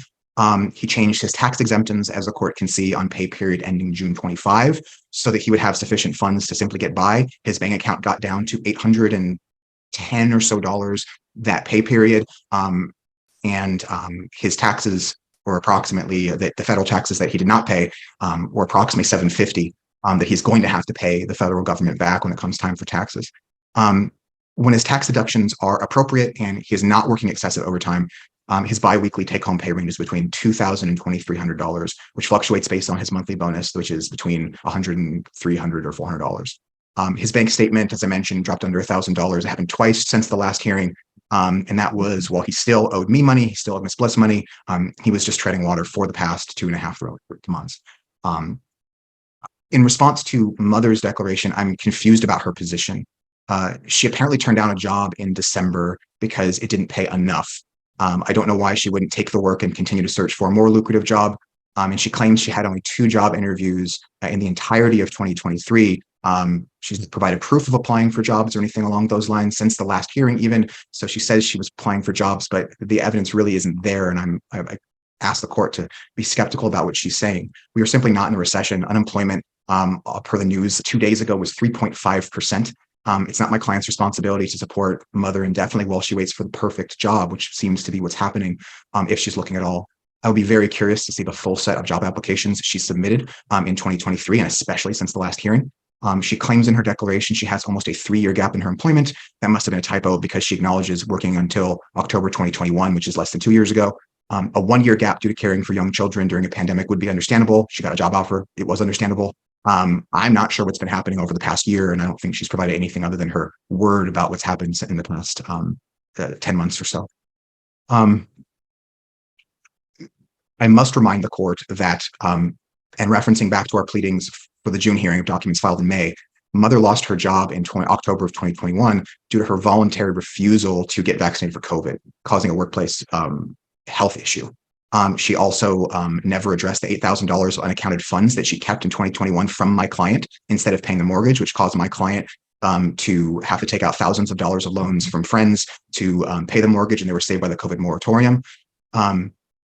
So her financial neglect is something has been historical, and I think the record at this point indicates that she is continuing to not be completely forthright with the court about the thoroughness of her job search.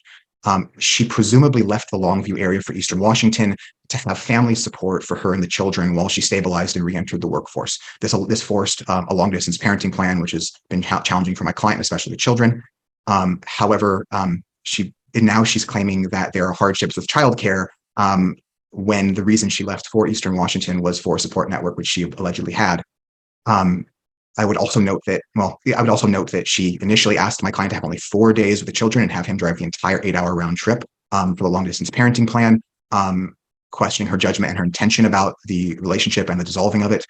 How she remains unemployed, has had only 2 interviews in 2023, and uses childcare costs as an excuse and a roadblock to re-enter the workforce, raises serious concerns about her credibility and candor with both my client and the court. If she did not have family support, she simply shouldn't have gone to Eastern Washington and pulled the children away from their father.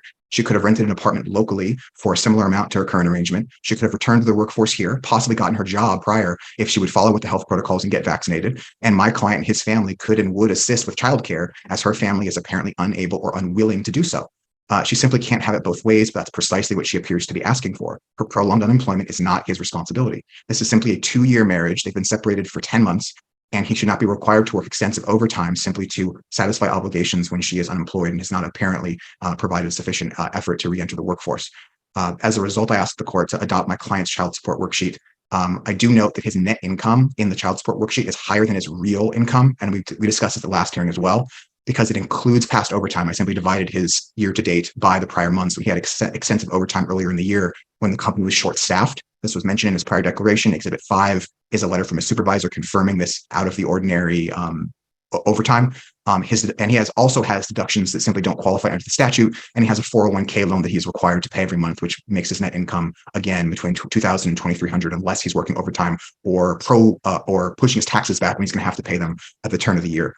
Our worksheets result in a 1391 transfer payment to mother due to the credit he receives for covering the children's medical. I understand that mother is subsequently on TAMF. I did not know that at the time, neither did my client at the time we filed her declaration. Her numbers can be adjusted, but it's going to be a nominal figure in the grand scheme of things.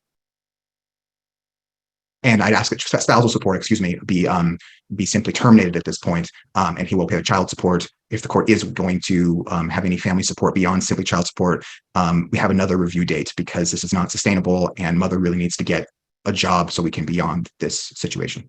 Okay, so I guess this is another situation where I'm going to take complete blame for this.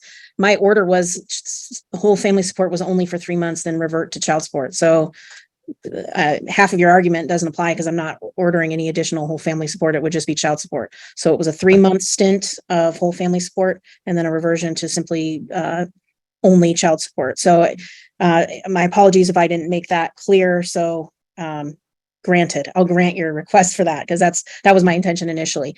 Where we do have some division, I have so Ms. Powers is present. I've reviewed her child support worksheet that and I don't. Ms. Powers, are you still standing by the one submitted in May of this year? I am, Your Honor. I also want to make the court aware the parties have not made any payments through the registry, and these children remain on TANF. So DCS is showing the father has arrears owing of $6,600. These kids have been on TANF the whole time this case has been pending, and at the time that this last order was entered, I did let Ms. Bliss know, and the support enforcement officer has been in contact with both parties as of July 18th, and yet no payments are continuing to be made through the registry. So that is concerning to me, especially as TANF remains active. But in terms of our worksheet, I am still standing by the worksheets filed May 18th. Our income for the father is about $300 gross off of where his worksheets were. Okay, and so I have you're at 15. I have 1546. Is that? That's correct. That would be the transfer payment. And Your Honor, Ms. Powers and my worksheet is the difference of $22. So I would propose that one of our worksheets are probably appropriate. Looking to the worksheets that I had provided, taking father's gross income of the last 7 months, because end of July, his gross income was $60,000, 262. Dividing that by 7 months is how I got to his income, looking to my clients. Obviously, as Your Honor is aware, she is currently a TANF recipient. I've imputed her at 32 hours at minimum wage, which I believe is consistent with statute. My child support transfer obligation reads $1,568.53. I do believe that is appropriate. Obviously, given Your Honor's ruling as to terminating the ongoing family support, I'll curb my argument to that, despite my declaration going further into it. And Ms. Bliss, did you file your proposed or your child support worksheet? So I don't see it. I see 2 from Miss Powers and 1 from Mr. Roberts, and I don't see 1 from you. I don't have it either, but I thought it might have been my oversight, but if the court doesn't have it either. Nope, it appears it may have been my office's oversight. It should have been submitted with my declaration. That said, my declaration does encompass it. At the very last line, my order shows $1,568.53. So that is my apology. That should have been obviously submitted with my claims declaration. Okay, I didn't see it. I saw a very early on one from Ms. Powers, and then a secondary and amended one later in May, and then the most recent one by Mr. Roberts. Okay, so I'm going to set. Your Honor, can I briefly respond? Sure. If Ms. Bliss, and I'm inferring what her worksheet might have been, if you take that number divided up with the numbers she mentioned, which is what we did too, it's $86.08 per month. That is $400 less than in Ms. Powers' child support worksheet from May. So maybe Ms. Bliss got to the same overall number because I think maybe there was an issue with deductions, but I think Ms. Powers has 9026 as her wages and salaries, which I think Ms. Bliss just agrees. If we do the math right now, I think we all can agree is $400 a month more. Sorry, his actual income is $400 a month less than Ms. Powers included in that worksheet prior to having his documentation. I'm not saying she calculated it wrong, but we have actual figures here. And then we can calculate the deductions from there. On a second note, I believe, and forgive me if this is wrong, that Ms. Powers' deductions are based on them being married, because our FICA is almost identical, but the income taxes are $300 off, which leads to the significant difference in my client's net income per month. And I also had an issue about the registry, but we can come back to that. Ms. Powers, any response on that? Yeah. In terms of the father's income, we use the father's gross income that he actually earned in 2022. I didn't update my worksheets after reviewing the father's sealed financial source documents because we were so close in time. When you looked at his year-to-date income on his July 28th pay stub, it showed a year-to-date gross of $60,000. Father's paid bi-weekly, so I divided that by 15 pay stubs received so far, multiplied it by 26 and divided by 12 months, which showed a gross of $8,704.57. So it is a little bit lower than where his income landed in 2022, but it was close enough in time that that's why I did not change the worksheet. Okay. Here's what I'm going to do. I'm going to set it at 1,400. Just above Dad's worksheet by $9-ish. And that should start for September 1. So it sounds as though the arrears that the state sees is equivalent to the 3 whole family payments, that there's no allegation those haven't been made. I don't know if there's a way to fix that. And if so, any suggestions on how to do that? Because clearly it appears as though Mr. Buckley has kind of done a lot of things in order to make those payments and get them to Ms. Wetmore. And I don't want him to start out in a hole. I don't think any party wishes that. So what can we do to fix that, I guess? Well, I see that the mother did provide some information about some payments that she received to the Division of Child Support. I'd ask that both parties contact the Division of Child Support and provide records of whatever payments have been given. Keeping in mind for everybody that when a child's receiving TANF, the custodial parent assigns their right to receive child support to the state of Washington, which means that child support was owed to the state of Washington, not to the mother. So once the parties both provide their documentation of payments to DCS, I believe it'll be in DCS's hands what they decide to do, whether they want reimbursement from the parties or whether they'll just credit the payments. Does that work for both parties? It sounds like I would hope so. I mean, it's probably my error. Given the fact it was kind of a bulk spousal support payment. My client paid her directly, so I'm hoping that we can, effectively the DCS will consider this effectively a satisfaction of judgment, and it'll be a pretty straightforward issue because the numbers should line up perfectly. But I'm okay with how the court wants to deal with it, but I can't say I'll be satisfied or agree until we can make sure that number is 0, if that's truly the difference between transfer payments and what should have gone to DCS. Okay. Well, I guess I will transfer that issue to the parties, and if there's some issue that needs to be resolved, or there needs to be an order or some other way that assuming there's an agreement of the payments and everything that's happened, I'm happy to hear about that and help however I can. Do we have I don't have this on for any other issues. I don't see any other dates set. Is there anything else we need to address in this matter today? The Can we only set- issue, sorry, go ahead. Can we set a presentation date for child support? I'm happy to draft the order. Sure.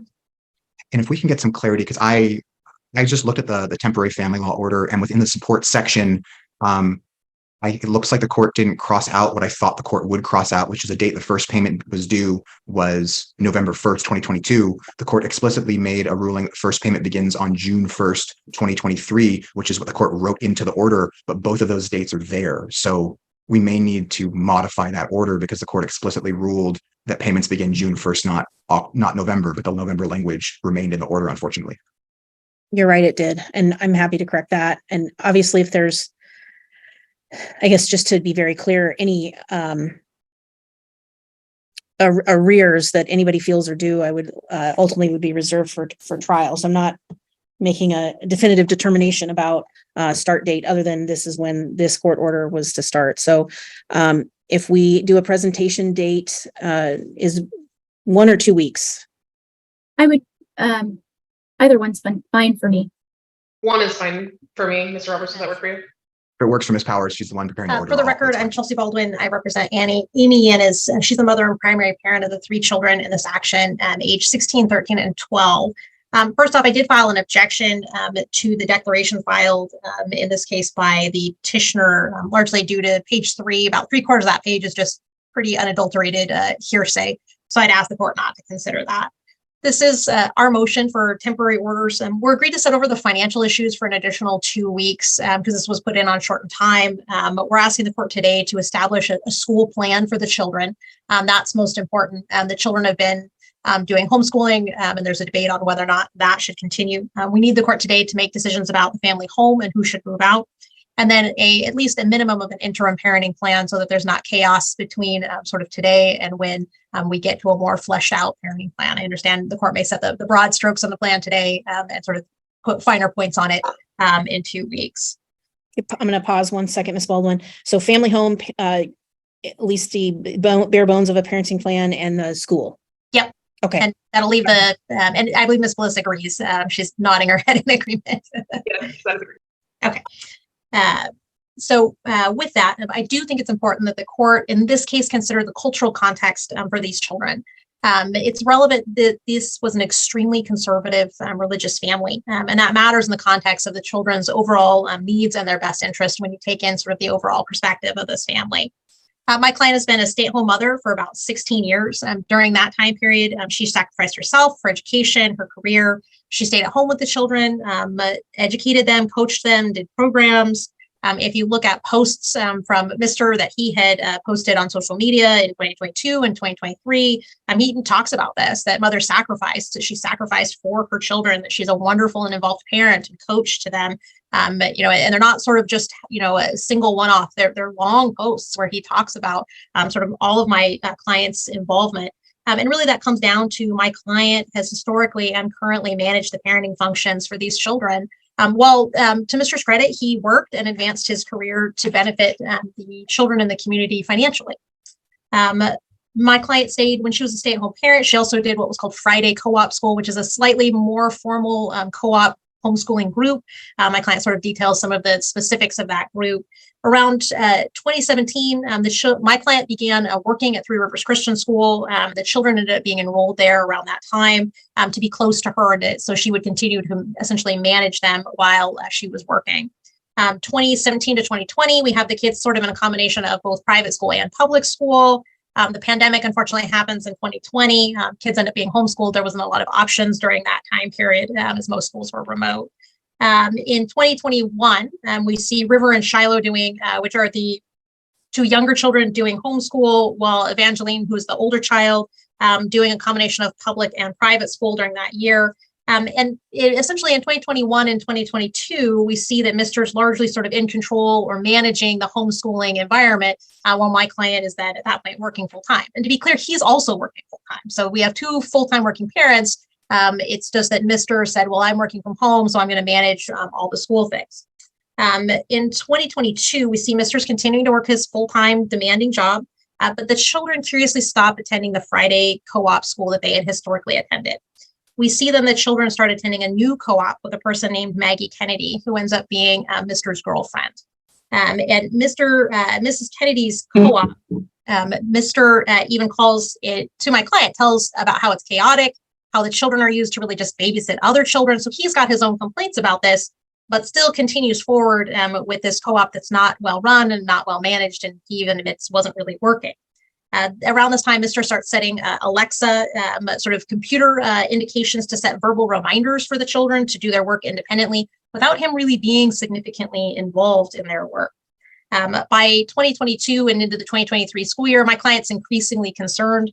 We don't see any completion of any sort of programs, and we don't see anything in the court file. We don't see any formal or informal sort of work or programs for the children, and we see a refusal to engage the children in required formal testing. And I would argue that that's sort of critical because this is testing that's supposed to be done to make sure children who are homeschooled are staying on track. I think Mr. knew that they were nowhere near on track, and so didn't do this testing so that the fact that the children were failing wasn't formally known by anyone. You could sort of just cover the fact that the children weren't actually doing anything and just say, oh yeah, they're fine. But because there's no testing, there was sort of no benchmark to say they're not fine, they're failing. This comes to a head. My clients again gets concerned. She says, hey, there's no work, there's no testing, there's no progress. You're leaving the sort of semi-quality of this one co-op to join this other one. And at that point, she didn't understand that Ms. Kennedy was the girlfriend. So doesn't understand why you're continuing to engage this co-op that you call chaotic and where the kids are being babysat. And that's unfortunately where later my client finds out that there was an affair that was happening with Ms. Kennedy. And while this is a no-fault state and you're free to do that and you're free to move on, what you aren't free to do is involve your kids in your affair. We all know that that's directly damaging to children, to involve them, to make them part of this. And that's why these children's culture is really relevant here. This is a very conservative Christian home, and Mr. engaging in this behavior is far outside these folks' norm and more damaging to these children than to other children that don't have this type of underlying culture. And the concern here is that Mr.'s priority is really seeing Mrs. Kennedy and not the children's academic progress. And he doesn't deny in his declaration that Ms. Kennedy is a high priority for him, that she's the one that's running the co-op, that he's having an affair. We don't really see him denying any of that. What we do see is his plan to continue what's happening. He says, I want to continue homeschooling the children, continue what I've been doing, even though the children are terribly failing in every rubric, regardless of whose numbers you look at. These children are ages behind where they should be. It's clear that for him, his priority is really the girlfriend, and that's to the children's detriment. When you look at the formal testing that my client had done, and my client notes he was enraged that she did this, that she had the audacity to sort of step out of his control and have this done. We have an 11th grader who's academically 5 to 6 grade levels behind. That means I have an 11th grader who is somewhere around 5th and 6th grade levels. We have a 9th grader who is at 4th grade in math and at the 4th percentile for sentence comprehension. That means they're at 3 out of 100 children are worse than that child at sentence comprehension. And we have a 7th grader who is testing at 2nd grade math and 5th grade reading. And these are just some of the scores, but the other scores are in line with this, meaning that we have children that are wildly behind. They haven't been homeschooled, they've been unschooled, meaning that they've just been sort of allowed to ravage on their own for 2 years and not really do anything. And you see that by not only the fact that they're testing behind, but you see regression from where they were, because if you don't do anything academically for years on end, you're going to regress. That's just the reality of it. And that's what happens when you're using Alexa to teach your kids. That's not appropriate. And this is what Mr. wants to continue doing. It's not appropriate. It's not in their best interest. So what do? We now have 3 children that are very behind that need to get into formal education and frankly need to catch up in education. My client proposes that the oldest 2, Evangeline and River, attend Mark Morris. Both of those children already have social contacts at Mark Morris, and both have already been involved in sports programs that are around Mark Morris. So they know those children, they've been involved in some of the Mark Morris programs, and Mark Morris is best situated to catch those children up. And I'll give them sort of not only academic support, but social support as well, which is hard for kids. The other child, Shiloh, who's the younger child or youngest child of these 3, my client proposes that child attend Three Rivers Christian School. That child has social contacts at that school. And that child also has a history at that school. So that allows that child to have the same sort of social buffer and comfort level with the school that that child would be attending. And that formal education will also allow that child to catch up to appropriate levels. A continuance of homeschool would absolutely be a clear detriment. And I think it's important that we consider sort of some of the dynamics of power and control that we see in this case. We see Mr. saying, not only do I want to continue the system that we know is failing, but I would argue he does so to keep those children within his control, within his power to be able to sort of use that. We see financial control of my client, where she talks about how she's only given an allowance, name calling and gaslighting, Mr. sort of using the phones and cell phones to stalk my client, learn her locations, him being enraged that the children were tested without his approval. And I would argue that's because all of a sudden the light is being shined on sort of his actions. And my client talks about hidden financial accounts that she can see but has no access to and no knowledge of, sort of transfers out of their account to places that she doesn't even know what's going on with those things. So when you look at sort of the context of that power and control and that dynamic, I think it raises a lot of red flags. In the interim, we're asking the court to make my client the primary parent. She's historically been so. She is the primary parent now. It's most appropriate. On an interim basis, mom should be primary. We'd ask that Mr. have at least Friday to Sunday every other weekend. Again, we're only here, we're going to be back here in 2 weeks is our proposal. So this is not a long-term solution. But that at least sort of gets us a reasonable some sort of visitation between now and 2 weeks. But we do have to have something in place. Otherwise, this unfortunately will devolve to chaos. There also should be a limit on disparaging, talking about the legal matters, telling children people's diagnoses or your perceptions of those. None of that is appropriate or reasonable. The next issue the court has to decide is the family home. Again, we're asking the court to find my client as the primary parent because there's a long history of that. Children and family home should go together. That's logical. The children should not be disrupted or have the least amount of disruption at this point. My client does not have the financial means to move out. If you look at the financial declarations, my client has about $1,700 a month net versus Mr. at over $11,000 net. There's a huge disparity there. My client does not have the financial ability to move out. Similarly, my client does not have free, readily accessible housing. Sort of Mr. claims, oh, she could just move into some family's home. My client says that's not realistic. That's not possible. In contrast, Mr. does have the financial capability to go rent an apartment for himself. He has family nearby that he has resided with and can do so again. And then my client notes that on a preservation of the community asset context, Mr. has failed to pay the mortgage. He's had all the financial control in this case. But when my client actually looked at the mortgage, she says, oh, there's 12 late payments in the last 12 months. So he's not paying the mortgage on time. And in fact, the mortgage is currently behind 2.5 months. And I would argue that that was tactical. That was not a slip of the mind, but tactical in knowing that he had filed this divorce. That stop paying the mortgage comes closely in line with when he filed this dissolution. And the idea being that, well, I'll just stop paying the mortgage. I'll put that money in my pocket. And that way, if I have to leave the house, I've got this financial cushion. So I'd argue that that's tactical, but it also shows he can't be trusted to preserve the community asset. So given this, we're asking that my client the court award possession of the home to my client. Mr. should move out by Friday. He's currently still living there. He can take his personal effects, personal clothing, all of those things, anything that's agreed. We'd ask that any other major move outs wait, either until we have an agreement and Ms. Bliss and I can work on that, or until trial. But we shouldn't have sort of a free for all with a moving truck is what we want to avoid. So again, we're asking the court to make my client primary parent, award alternating weekends to Mr. That should start not this weekend, but next weekend. The idea being he's not moving out till Friday. That gives him a week to get settled before the kids would be with him. No disparagement. Oldest 2 children to Mark Morris, the youngest child to Three Rivers Christian School. And again, award the home to my client with Mr. moving out by Friday. Thank you. Ms. Bliss. And Your Honor, as you can tell by the file, I'm newly on this case. I entered my notice of appearance, I believe, on Thursday or Friday of last week, along with my client's declaration. I was retained late last week, got to this as fast as I could, knowing that we were before the court today on 2 minimal issues. I will just note that the tail end of counsel's argument got a lot into the financials, which obviously my client hasn't had the opportunity to formulate a response for. So I would just kindly remind the court of that. The issues before the court today are where the children are going to attend school, who's going to remain in the family home, which arguably could also wait 2 weeks until we address all of the financial issues and can provide more argument, but nevertheless, and an interim parenting plan. What's interesting in this case is the timeline. Counsel argues that mother is the primary parent, that she has provided all parenting functions, yet in her discussions, that timeline stopped as of 2017 when she began working. My client provides for the court that arguably prior to the pandemic, but most certainly once the pandemic began, he began taking on all of those responsibilities as he was home from work and could attend to the children's needs. My client provides that early on in the pandemic, the children were all in public or private school, excuse me. What's interesting is the oldest child, Evangeline, was only homeschooled for 5 months. So if Your Honor looks at the timeline of events on that, both Ms. Yanez and my client both acknowledged the fact that she attended Three Rivers Christian, also attended a public school, and then ultimately went to homeschooling. So the largest argument is these assessments of these children. What's concerning is the minimal amount of time my client has actually homeschooled these children and how far behind they are in school.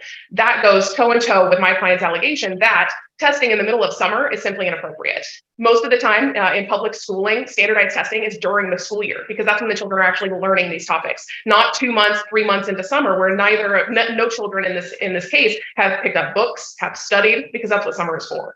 So my client raised significant concerns with mother having these children tested without having any forewarning, without having any pre-testing, or frankly, during the school year when the children's brains are actively involved in learning. My client provides for the court several discussions regarding getting the children tested this past spring due to the family being out of town. That wasn't available. He indicates that he has scheduled testing with that administrator for the fall. So to simply state that my client was trying to hide that he wasn't providing any sort of schooling for these children is absolutely discredited by these statements in and of themselves. Next, looking to, and largely the biggest issue is this allegation of my client having a girlfriend. He adamantly denies that. Again, had we had more than a day to formulate a response, further evidence could have been provided to counteract that allegation of Mrs.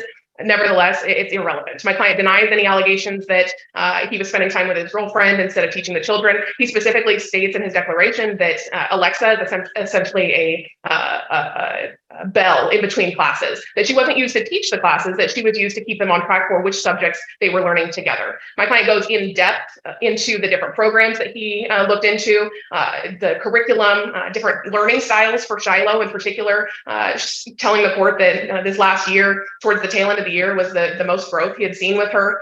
My client is simply asking the court to maintain status quo at this time. The children are doing well in their homeschooling ventures. My client provides that there are various co-ops that they're a part of to help their social growth. That they're constantly engaged in band and choir and volleyball and all of these different programs to keep them actively engaged. What's concerning is Mrs. Rush into this without having all of the information provided, despite my request of newly being retained to set this matter over. That was denied and she demanded we move forward today, without having a guardian ad litem appointed to investigate all of the allegations that are being brought forth by mother, without the court having full information as to the actual ins and outs of this relationship. To make a drastic change on essentially a one-sided allegation with zero documentation to support it. All of these allegations of Alexa teaching the children, there's no firsthand knowledge of that. There's no documentation provided to the court to substantiate that claim. It's mother essentially creating her narrative to get the court to rule what she's wanting, in contrary to what's in the children's best interest. What's in the children's best interest is to maintain their status quo. Obviously, divorcing parents are difficult for any child, let alone a child in this family, in this very conservative cultural upbringing. Disrupting that on top of disrupting their school, forcing them to go back into schools where they obviously weren't performing well. Again, the timeline of issues of these children being 4, 5, 6 grades behind, that does not happen in 1 year. So there's a lot of concerns there as well that my client has articulated to the court in his declaration. We simply cannot make these drastic decisions on this short of notice. The court needs to have full information, whether that's additional testing, whether that's continuing the school to show that, and my client is more than happy to provide the court his curriculum for the children in that regard. However, again, with minimal timeline, we didn't have that opportunity. So I would ask the court to maintain status quo at this juncture. Obviously, a guardian ad litem is necessary in this case to determine what long-term is going to be appropriate for these children, but the least disruption in their lives is obviously in their best interest at this point. Looking next to the home, obviously that goes hand in hand. My client works remotely. He works from home, as do the children attend school from home. My client provides that it's more efficient, at least at this juncture, again, not getting into the financials because that's not what we're before the court on today, but Mrs. has the opportunity and the ability, my client provides in this declaration, her grandfather's home, whom she's gone to during periods of their separation, has 3 vacant bedrooms, enough room for her and the children, whereas my client has zero opportunity. There's a lot of discussion of, well, he was the breadwinner, he's got more financial ability. However, at this short of time, and we're not even discussing financial status, having him pay 100% of the community bills, which is mother's request, and going out and getting his own place while this case is still pending, and no formal decisions have actually been made on that, is setting all of these parties up for failure. Mother has the ability to, and I would argue, since we are setting this matter over 2 weeks, that the issue of remaining in the home just be reserved pending that time, so that the court does have full information, allowing all of the parties, unfortunately, to remain in the home, which may not be the best given the statute or the status, but I think that might be easier for the court to ascertain what is appropriate long-term. But making rash decisions without the full story, without the full documentation or evidence or anything to substantiate anybody's allegations, I think is setting all of these parties up for failure. My client is asking the court to essentially maintain status quo all around, that the children remain in homeschooling, whereas he is their teacher. There's no objection to limiting. I know there's a lot of allegations about him having a girlfriend, despite the fact that he denies all of those allegations. There's no objection to prohibiting any sort of contact with that, or any sort of contact with any third parties or romantic interests in the future, if that be the case. But as of right now, the least disruption that these children have to be exposed to is obviously paramount to their success moving forward. My client argues that maintaining status quo with the schooling and maintaining him in the home, as like I said, he's employed and works remotely and teaches the children from home. That is in everybody's best interest. With that, I would argue that there doesn't need to be the decision on the parenting plan today if the court orders that all of the parties remain in the home pending the 2 weeks set over. If Your Honor wants to make a determination as to a parenting plan, again, I would just ask that that be reserved, as my client was under the impression at the time of his declaration that the only issues were who were remaining in the home and where the children would be attending school. So who's living in the family home currently? They both All are. of them. Everybody is. Yes. And okay. And then okay. All right. Ms. Baldwin, go ahead. Thank you. Thank you, Ms. Bliss. So first of all, we did not agree to a continuance of all issues, frankly, for the children's best interest. School starts next week. The worst thing you can do to two teenagers and one preteen is to make them come to public school or private school a week into school. That's awful. And so based on, frankly, solely the children's best interest, we said no, because that issue it really has to be decided today in the children's best interest. The Mr. statements that he didn't have time to respond. We're limited to 6 pages, double space type. Mr. spent 5 pages answering where the kids should go to school. He has answered. He has answered fully that question. He has used 5 of his 6 total pages to answer that question. Arguably, he should only be granted a single page to answer all of the financials. I'm not asking the court to hold to that, but this idea that, well, if I had had more time, like you spent 5 pages answering this question, you have answered, you've put all the information before the court that the court needs. The reality here is it comes down to that testing. He wants to continue a system that is absolutely failed in every measure. And he can't show a lick of anything that shows otherwise. These statements of like, oh, well, gee, we're on vacation in the spring, so we didn't get them tested. That's ludicrous. You had a year to have them tested. You could have done it at any time. It's the same when people said I was sick for a day and that's why I didn't, respond to my case. It's like, well, that was one day. What did you do for the other 6 months? So again, that's sort of a ludicrous statement to bring to the court.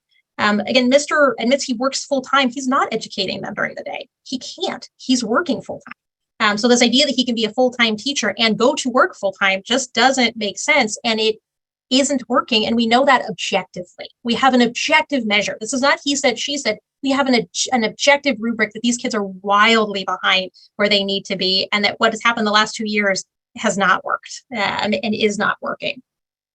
I do agree that we do need a guardian ad litem in this matter. That's more than appropriate. The court can give us the list, or Ms. Bliss and I can ask the clerk for it via email later today. Again, counsel sort of says, oh, he looked into programs, but he didn't do them, obviously. These kids are, again, wildly behind, no proof that they've done anything academically, that he could have click, print, if they had testing that he had done internally to whatever program they were using. None of that exists, and he could have easily produced that. So again, what we're doing now has not worked and has been an obvious detriment to these children. Waiting to make this decision is a detriment to these children. We have to make this decision today. And because we have the objective testing, we have the ability to make that decision clearly and definitively today. As far as everyone remaining in the family home, that is just begging for a breach of the peace. And that's not appropriate, especially in cases where you have power and control issues. That's not appropriate. I agree that a final parenting plan can wait, but when the court decides, who's going to stay in the family home, we should set that for the next 2 weeks. Here's what parents' time is going to look like, because that's reasonable to these kids and fair to the children of this action. So again, we're asking the two oldest children to attend Mark Morris, the youngest child to attend TRCS. That's appropriate with their educational needs and their social, emotional needs of these children, that my client may remain in the family home. And the court established essentially my client is primary and set some sort of visitation for Mr. and we hold the rest of the financial issues for 2 weeks. One further question to either party. So 2017, Mrs. went back to work, but children didn't start full-time homeschooling until COVID-ish? Yeah. Or was it right before or around COVID? I think it was right around COVID. Okay. Okay. Well, clearly there's a lot of issues in this case and a lot of concerns, and I've reviewed all the documentation that's been provided by the parties. I know we're not into finances, but clearly there's a pretty major gap in the earnings of the two parties, just in the preliminary information that's been provided to the court. So first and foremost, I'm going to have, it appears to be established that the two older students have already been participating in extracurricular activities through the public school system and participated in, forgive me, I think it was volleyball and something else over the summertime through Mark Morris High School or through the Longview School District by way of Mark Morris High School. And the youngest has previously attended Three Rivers Christian School as well. And so there's already strains of friendships and knowledge that kind of weave in and out of the school systems that we have, and additionally to the different programs, the homeschool programs that have been in place as well. I'm gonna order they be enrolled in Mark Morris, the two older and the youngest at Three Rivers Christian School. And frankly, I'm doing that because it's easier to do that now. And if it changes in 2 weeks, they're at least, I don't think going back to homeschooling is going to be that big of a shock to them. And I think so. I'd rather prepare them, have them get registered and ready to go for those two schools for all three children. So that's that. Given the disparity in finances, and so just to confirm, in the interim, given the disparity in incomes, I'm going to have mom remain in the home. Dad has the ability to get something on a temporary basis. So I'm going to ask that he be removed from the home until further court order. Children remain in the primary home with mom. Dad, granted, not knowing, I don't know if he has a plan or if there is something available to him, but he should get the next 2 weekends. So we'll do this Friday at noon until Sunday at 6. Next Friday, does school start next week? So it's Friday after school until Sunday at 6. That should get us into our next hearing, which we will set for September 5th at 1 p.m. They should also allow to contact, so phone calls, if any of the kids want to contact the other parent, they should be free to do that. No disparaging comments about this case, the other parent. Anything should be shared with the children at this point in time. I do anticipate this is probably a case where we will need a guardian ad litem, so we will address that next week, unless the parties want to get that. We can get someone onboarded now. Might as well. That's fine. Do we have the next 3 names from Madam Clerk, please? Ms. Bliss, go ahead. Yeah, Ms. Bliss. I guess I would just strike the first name is Kale. I don't really have a preference between the next two, so I'll strike Ms. Height just so that it goes to the next one. So that'd be Ms. Turnbull. All right, Ms. Turnbull will be appointed as a guardian ad litem. If we could have that for presentation on the 5th, that would be awesome. Yes. And then I think that's the triage that'll get us to the 5th. And then Your Honor's order was that he move out immediately. I don't know how precarious the situation is. I don't want him to not have what he needs in order to continue working so I think I propose Friday. That gives him. I think that's fair. And yeah, I don't want it to be a rush job, but it's also, it may be temporary. So, but I want him the opportunity to get what he needs, and what he needs to continue to work from home, away from home. Problem. That's okay. I'm glad you were able to make it back. So we're here on 3 different issues: a temporary order, adequate cause, and a restraining order. I set this over from the 8th to today for you to be able to file a response. We did receive, I think this is where we got cut off. I received about 110 pages of medical records and about 20 pages that were some information that Dr. Maharg wrote, as well as some aromatherapy information. So we're ready to proceed today on these 3 motions. And because the petitioner in this case is the one who filed this motion, we'll start with Ms. Rush. So thank you for your patience. Thank you, Your Honor. So I would, again, as I mentioned earlier, normally because of the timeliness of her filings, I would have filed a request to strike, but I don't think they're entirely relevant, quite frankly. And my client and I were concerned about kind of the filings are a bit erratic and not on topic. And so it just goes in with kind of our general concern that she's not in a place where she's exercising clear mind or good judgment, especially when it comes down to the kids. So that would just be kind of my preliminary comment. I will also note that there's currently a permanent DVPO against Ms. Gronitz with a former partner. It's my understanding that there's a warrant coming out for her arrest or multiple for violations of that. So just bring that to the court's attention, obviously, because that affects where she's going to possibly be.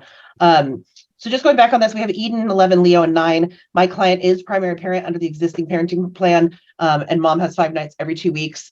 We filed for modification and received the initial restraining order on July 10th. Ms. Gronitz was served with the initial paperwork on July 13th. So at this point, we are, over basically almost exactly 5 or so weeks after this was all filed and served. So there's been plenty of time for people to get their ducks in a row. At the last hearing, because Your Honor agreed to kind of set over the restraining order and just continue it, we did agree to continue everything to today. So what we are asking for is we're asking for what it amounts to a major modification, but it's not a custody change, essentially. What we are asking for is that the kids just remain solely in my client's care. He's had them, obviously, been primary parent and had them solely at least since this restraining order was granted. And we are asking for 191 factors against mother, or that those at least be reserved pending multiple evaluations. We did ask for a drug and alcohol evaluation with collaterals in our initial materials. Given some of the behavior that I've seen from mother, I would add that I think the court could benefit from some sort of psychiatric evaluation. So I would just kind of note that for the court. I'm not sure, based on the comments that we've received from multiple people, and I'll comment in just a minute. One of them was from a good friend of mother's. The comments that we've received about her behavior, I don't know if that's attributable to substances. I don't know if it's attributable to her going through a hard mental health time. I don't know. And so I just think that we owe it to these boys to get that all sussed out. Basically, what led up to this and culminated in us obtaining the restraining order was kind of a couple of years of escalating behavior. And I'll point out to the court some of the issues my client raised in his declaration. Ms. Gronitz does have past substance abuse issues. Those have been acknowledged. Those were addressed in the prior case. In addition, her parenting has just kind of gone downhill since the last parenting plan was entered. We basically, we filed information from the kids' pediatricians that Eden, ADHD, mom refuses to medicate him. He's also is on the autistic spectrum. Eden also has allergies. Mom refuses to take him to his appointments, brings cats around him, and doesn't require regular nightly showers. I know these things sound little and almost petty when taken one by one, but I think what I'll sum up for now and what I'll say in the end is all of these things, in addition to her current behavior when taken in aggregate, are what leads to adequate cause and entitles my client to a modification. She refuses to take the kids to appointments on her scheduled days. We provided documentation showing excessive tardiness and absences on mom's days. She just stopped doing schoolwork with the boys, period. She knowingly exposed the kids to COVID and didn't tell my client till after the fact. My client and a couple other declarants indicated that she showed up on what appeared to be high after or at Leo's birthday party, brought a stranger who people also commented appeared to be high. To avoid service on the protection order with her most recent significant other, and this is in the police file, this is the police reports, mom had the boys hide out in the woods so she could avoid service. When she needed materials from her prior partner's house, she had the boys climb in through a doggy door at his house, and this is all while the police were trying to serve her with a restraining order. There's been multiple times where she doesn't pick up the kids from school on time. She refuses to exchange at the courthouse, which is required by the parenting plan, and which my client has asked for to just provide kind of an equal playing field. My client was kind of satisfied that she seemed to be getting a little better with her last boyfriend, who provided some help and stability. But now that they've broken up, it appears she's kind of spiraled again. We indicated to the court that she does own a property, but by all intents and purposes, it's a shed. There's no electric, water. There's sewer leaking outside the property. Apparently, this is the Mount Brinion property. She certainly has no appropriate place to house these children right now. That's not an appropriate place to house these children. My client indicated that in recent months, the boys have regressed to some bedwetting and to some pant wetting, which is also concerning. And he will have them, he will continue them with their regular doctors and seek any other additional help that they might need to deal with the current situation. So we did file a declaration from my client's mom about a specific incident where Ms. Gronitz came to the house and multiple people approached her or observed her impaired on something. The words used were nonsensical and that she was creating a scene. There was 911 called at that incident, and police also provided standby at school later that week. I think what's also telling is that we did provide a declaration from Patricia Peterson, who participates in the Cabaret Follies with Ms. Gronitz and has done so since 2016. She ostensibly is a friend or at least an acquaintance of Ms. Gronitz and voluntarily wrote this for my client because her observation of the last couple of months or her recent interaction with Ms. Gronitz she's been erratic. They've smelled alcohol in her breath at practices. She's been disruptive, spinning out of control and out of sorts. Those were her words used to describe Ms. Gronitz. So I think what my client's asking for here is that, and I think it's appropriate that she receives some evaluations to determine what's going on. Like I said, and I'm not trying to hammer her. She's going through a tough time right now, but I think her appearance and kind of her demeanor at the last hearing, I think combined with what she has filed in this case, where she's really fixating on her ex-boyfriend and I guess the CIR that she's filed against him, she's just not tracking. If my kids were taken away from me because of allegations like this, you'd think you'd see things like, here's a lease on a new apartment, here's a recent hair and nail test, here, you know what I mean? All those kind of things that you would see. Ms. Gronitz indicates that she's a business owner and that she has a high level of education. So when we don't see these come back in the file, that adds additional concern. So we are asking that the kids continue to reside primarily with my client with no contact with mom, that there be adequate cause found, and that she be required to undergo some of these evaluations that we've talked about so we can find out what's going on. My client, Eden and Leo, need their mom, but they need her when she's safe and healthy. And I just think it's very clear that right now she's not. All right, thank you. Ms. Gronitz, any response? Oh, yes, I sure do. Would you like me to start with my original or the response to what I just heard? How about a response to what you just heard? Okay, that's probably the easiest. And Your Honor, just at the outset, I for the record, I have to object on anything that wasn't filed with the court. I know you're giving her leeway in responding today, but I just had to make that objection for the record. I'll note that. Thank you. All right, go ahead, Ms. Gronitz. Yes, and to comment on that specific objection, I will illustrate that I am currently in 5 court cases, all of which are proposed to me in a couple of weeks. I'm not a lawyer. I'm an accountant and a business manager, and I have thousands of documents to spread out between 5 different court cases, which is why the petition with Mr. Bopp was approved, because the wrong attachments were in the wrong case file, because I have 5 different little boxes. I have to put 1,000 different documents in. That's what's going on in the court system. I have an update about what I'm doing to manage that, but just to respond to Miss, who am I speaking with? Rush? Doesn't matter. Whoever was just speaking. The first thing that I recognize in every single document, I've read over 300 submittals given to me in the last couple of weeks, and I don't see any concrete evidence to support one single thing. I see about 8 different people claiming mass. Of course, I got that taken care of right away when Aaron Winkles called the sheriff after I left court in a Zoom box the day I left the hospital visiting a friend who was just beat up. Yeah, I probably was a little erratic that day. But I didn't have custody of the kids, and I wasn't on meth. I was at the courthouse getting records, which is how I know Winkles called, and I went 2 days later, got a drug test, because that's not the issue at hand. The issue at hand is my committed intimate partner went rogue and found somebody else to adorn his affections on, and I am now the victim of breach of contract in numerous ways. So today's issue is, number one, Mr. Gronitz piggybacking off of Bopp's effort to hide his affair. I don't even care about the affair. I just want paid out of my relationship to go live my life with my children. I do better on my own without the men arguing in my life. I don't need a man. I don't want a man, but I'm owed half of $1.5 million portfolio, which I still have to assemble. That was in priority place over this court case. Okay. They knew I already had 2 court cases when they submitted this. This is already abusive just to submit this amount of paperwork for me to have to respond to. I had to shut down my entire business this summer. And I've done nothing but attend to dozens of documents. And if I've had the capacity to email them to you, you'd have had them 3 weeks ago. I had to buy a new printer. I've gone through 8 reams of paper. They're in pending order, but I don't want to just dump another 1,000 pages on you. I have to get them organized, labeled, submitted to the right court, 5 different courts, the right attachment. That's what I'm working on. So to respond to what evidence do they have, I don't see any actual concrete evidence. Everything I'm going to be supplying is medical reports from doctors. I have 200 pages of CPS and sheriff's reports from Jesse polling this stuff for the last 10 years. I have a great narration story of this whole rinse and repeat cycle, Your Honor. I saw it coming, and I have all the text messages to let you know I forecasted it. I was a victim of domestic violence with Jesse. I went through all of the abuse training courses, and when Jeff became violent, I recognized the symptoms in him. I vacated my residence. And you know what I did? I vacated my primary residence to my secondary residence. When I divorced Jesse, I left him a business that was operating in the 6 figures every year and a house that we owned free and clear that he sold for $380,000. He doesn't own the business anymore, and he lives with his parents.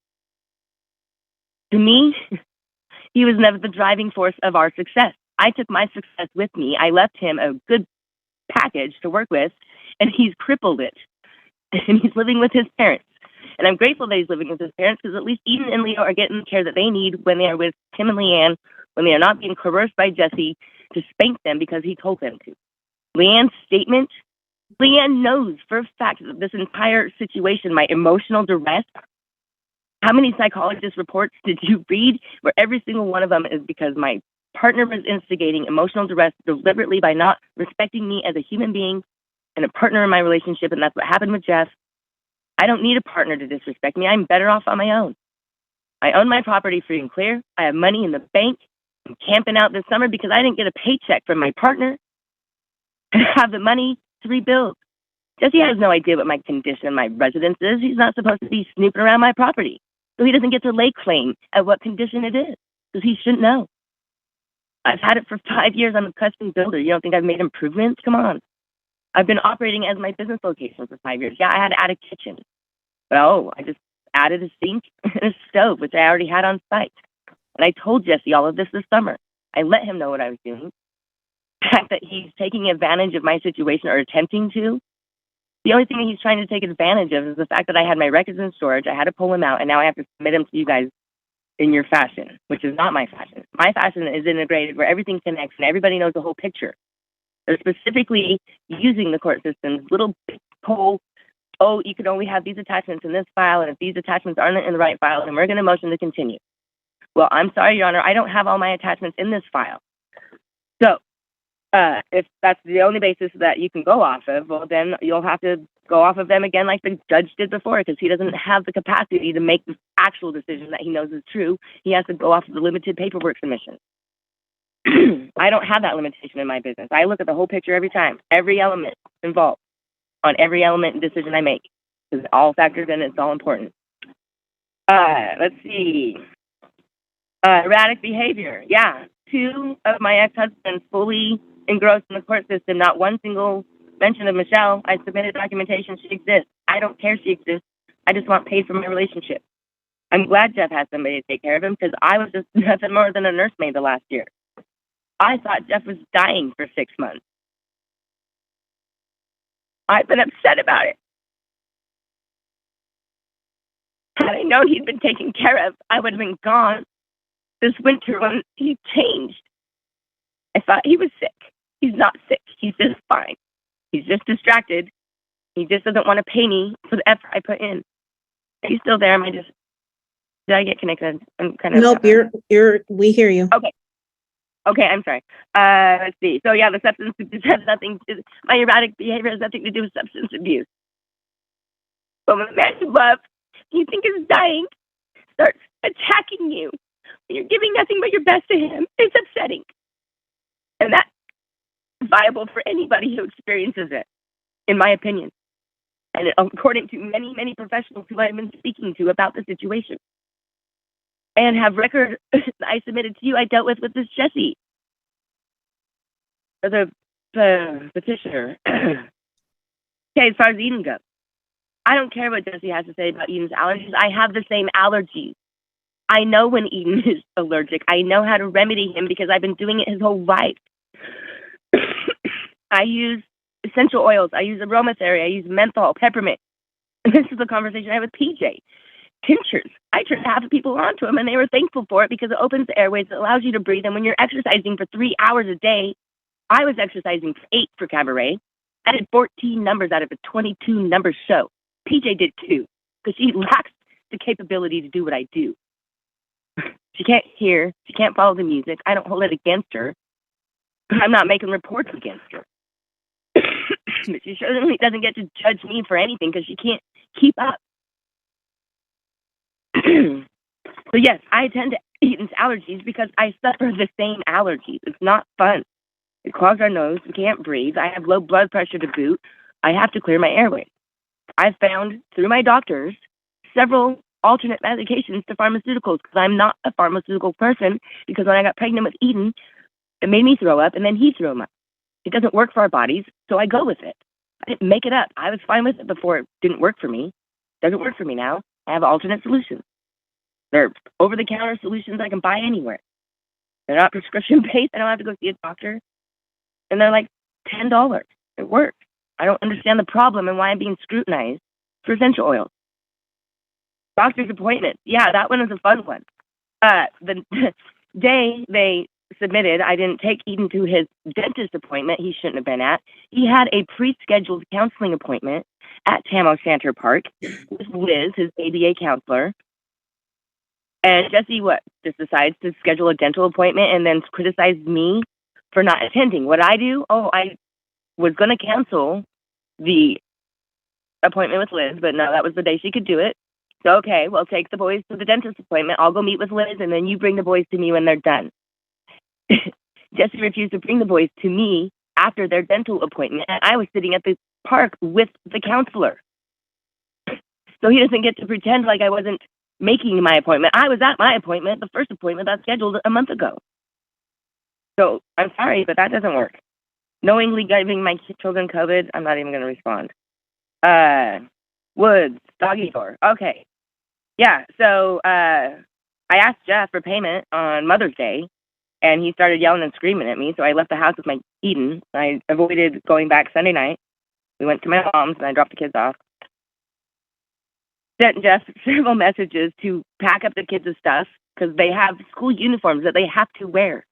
Mass uniforms on Thursday. It's a specific outfit, and I only have a couple.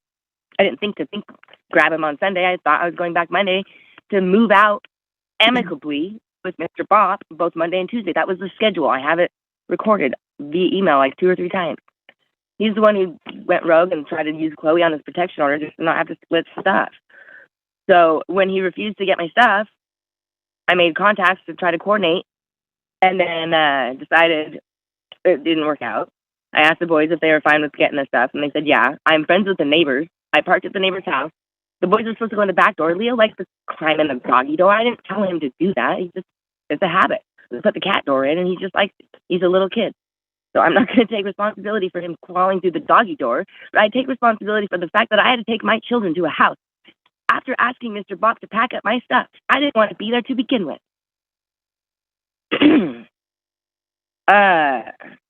Yeah, it seems that they have a lot of people making statements. If you'll notice, there's a specific trend in all of their comments. I know the court system operates off of if you use drugs, if you use weapons, if you use, there's a couple other things, the red flag systems in the court. And then they have their symptoms, the black eyes, this, that. My counselor notes in my sessions I have an eye condition. So them making comments about my sunglasses, I've been wearing sunglasses since I was 10, every single day of my life. It's not going to change, no matter how much they criticize me in the court system about it.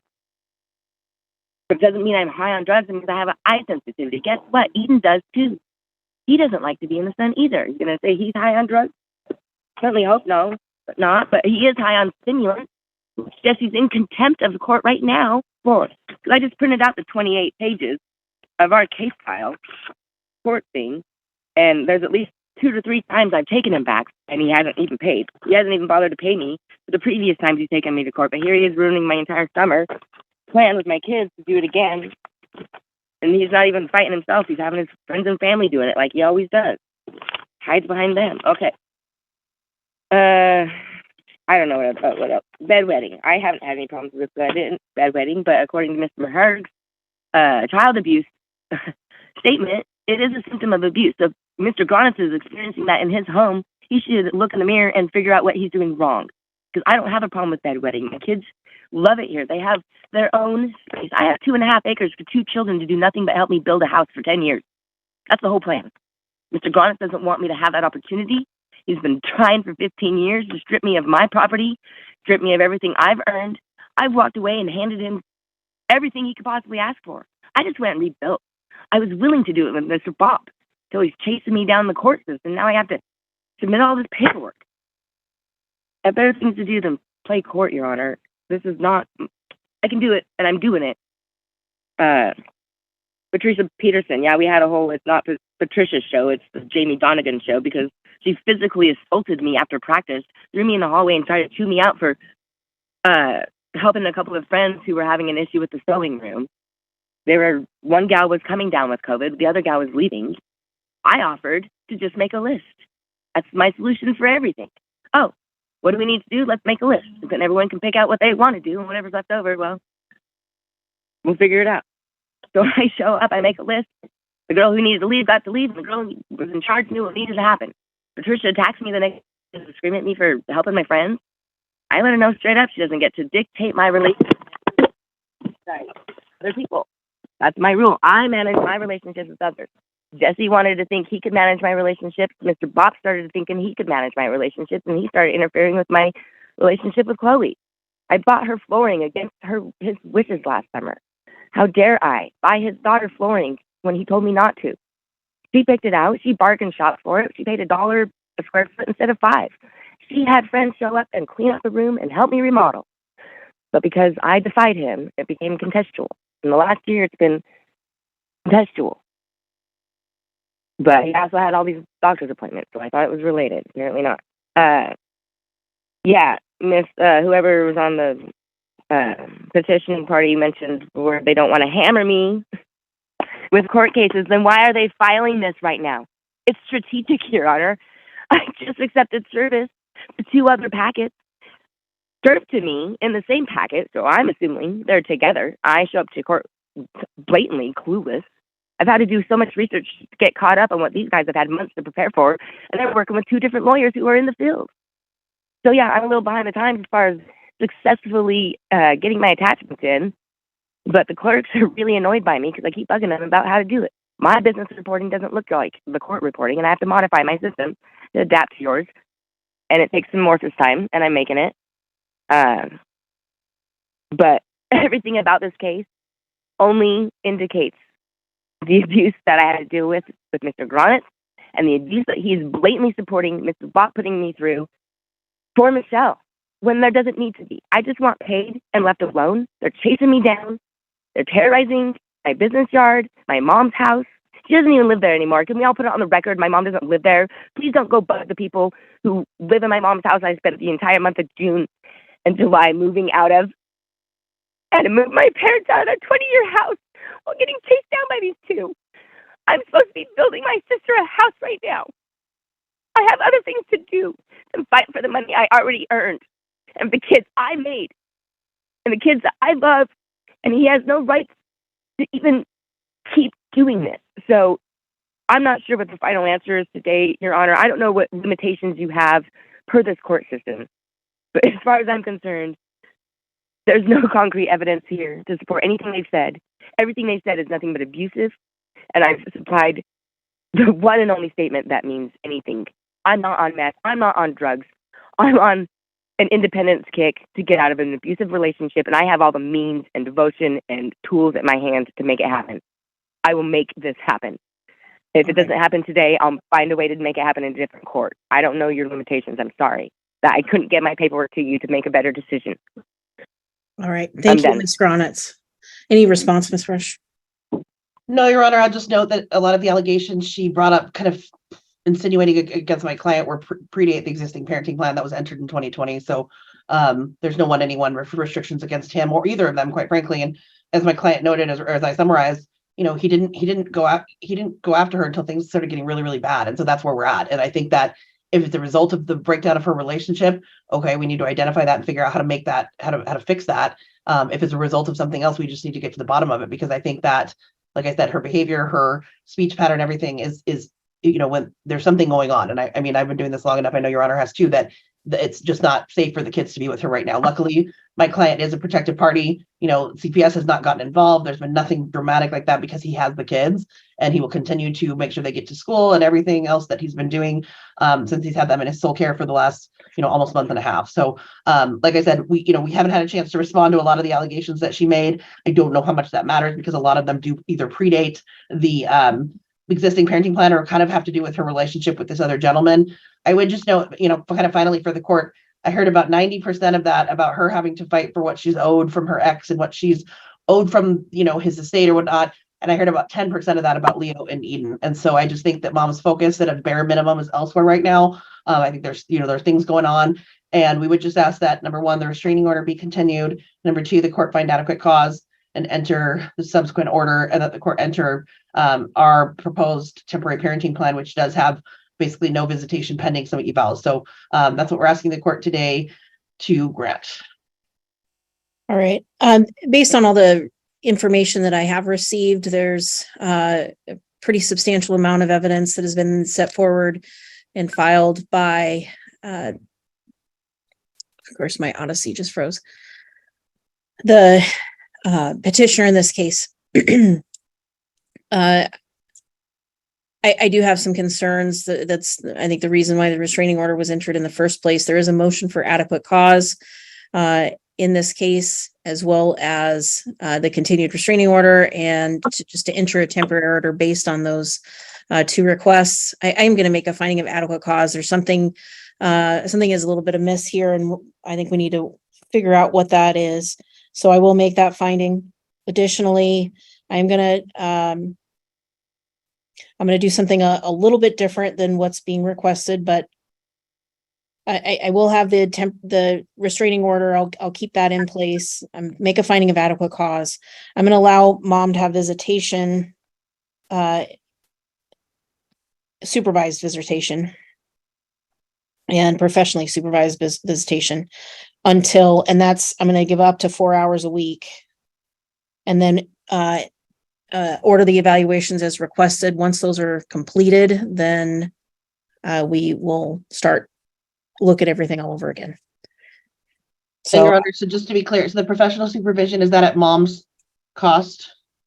Yes. And then the substance abuse evaluation and the mental health evaluation, those are with collaterals, and are those at her cost as well? Yes. Okay. What was that part? Evaluation? Ms. Gronitz, it was just clarifying that some of these services the court is ordering that you will be paying for those, but my office will draft orders that specifically encompass the judge's ruling and send them to you so you can review those. The word was the last phrase you said was what? I'm making notes. Collateral input. Can you just repeat those?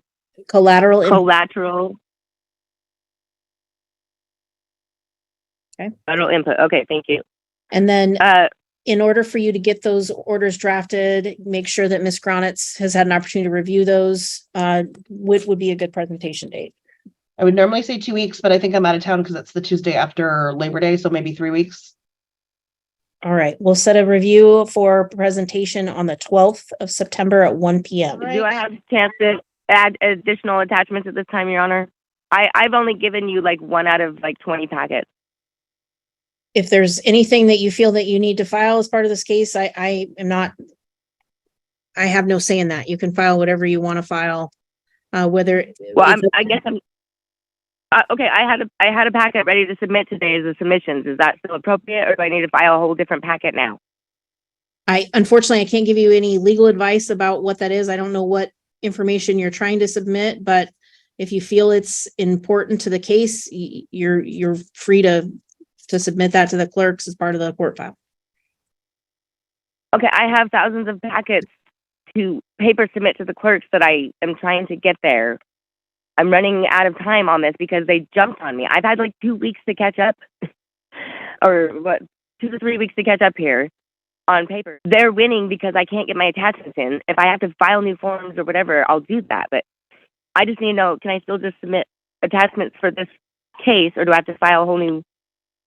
Okay, I'll look it up. I guess I'll get the you know that there's like 28 pages of this going on in your court system. This has been going on for 10 years. Every 6 months, Tessie files with you, and I have to deal with it. I'll go look it up. Is there anything else that we need to review? Your Honor, real quickly, did you want her to undergo a drug test too, or wait to see the outcome of the evaluation? Just the evaluation at this point, and then I already took the drug test. well, if you have a results of drug test, you can file that and give a copy to Ms. Rush. I did. You have it. Your Honor, I think that was I think that was a blood or urine test, which obviously doesn't go back as far as we're looking at. So I think she did take one in recent months that I saw come through, but okay. I took a meth test 2 days after Aaron Winkles called me in on meth in the courthouse. All right. Okay. And that's I did that specifically because he okay. called That's me in on fine. it, and I'm not. But I don't have access to all your other court cases in this docket on this case. It's in your. It should be in this file. I gave it to them last week. If it's there, that's fine. I'm not ordering a drug test. I'm ordering an evaluation. Okay, I'm sorry, Your Honor. It's so frustrating. Okay. No, and I understand you're frustrated, and I'm trying to be patient with you. There's going to be an appreciate order that. I apologize. No, you're fine. Miss Rush is going to complete an order, send it to you so you can review it and ensure that you understand everything that's in it. And then on the 12th of September, we will come back and enter that order. And if there's any questions you have about that order, you can raise those at that time. Okay. Can I ask about the emails? I'm not in Cowlitz County. Miss Rush, do you have an email address for Miss Kronitz? We've communicated with her via email. I think she refused to accept email service. So we've had to be having her serve with everything. So, I mean, I'd agree to reciprocal email service if she would agree to it, but. Are you willing to? What happened is I opened an email during court. I was receiving emails and it shut down my entire electronic system. So I had to revamp my entire electronic system. I have a new email. Do you have that on file? Because I submitted it. The Mandy Gronitz claim. Right. That was part of my issues with getting all of my documentation in. I was out of electronics for almost a week. Okay, well, we'll update that one in our records, and that's what we'll use to communicate with you. So, and then, Your Honor, I think I can probably from your ruling, are you reserving on 191 factors at this time? Yes. Okay. Pending the. What are 191 factors? Do I have to look at it too? Okay. It's part of yes, it's part of the statute. It'll be in the order. Essentially, it's a determination if there's any limiting factors on a parent's ability to parent. That's the shortest version of it. I can. Okay. Yeah, I already went through this round. Okay. All right. So September Again, 12th rinse at and 1 repeat. p.m. This is all rinse and repeat. All right. September 12th at 1 p.m. 1 o'clock. 1 Thank o'clock. you. I really appreciate it. I apologize for the communication issues. I'll All just right. call in next time because thank you. Thank you. All right. Thank you, Your Honor. All right. Thank you. We can go off the record.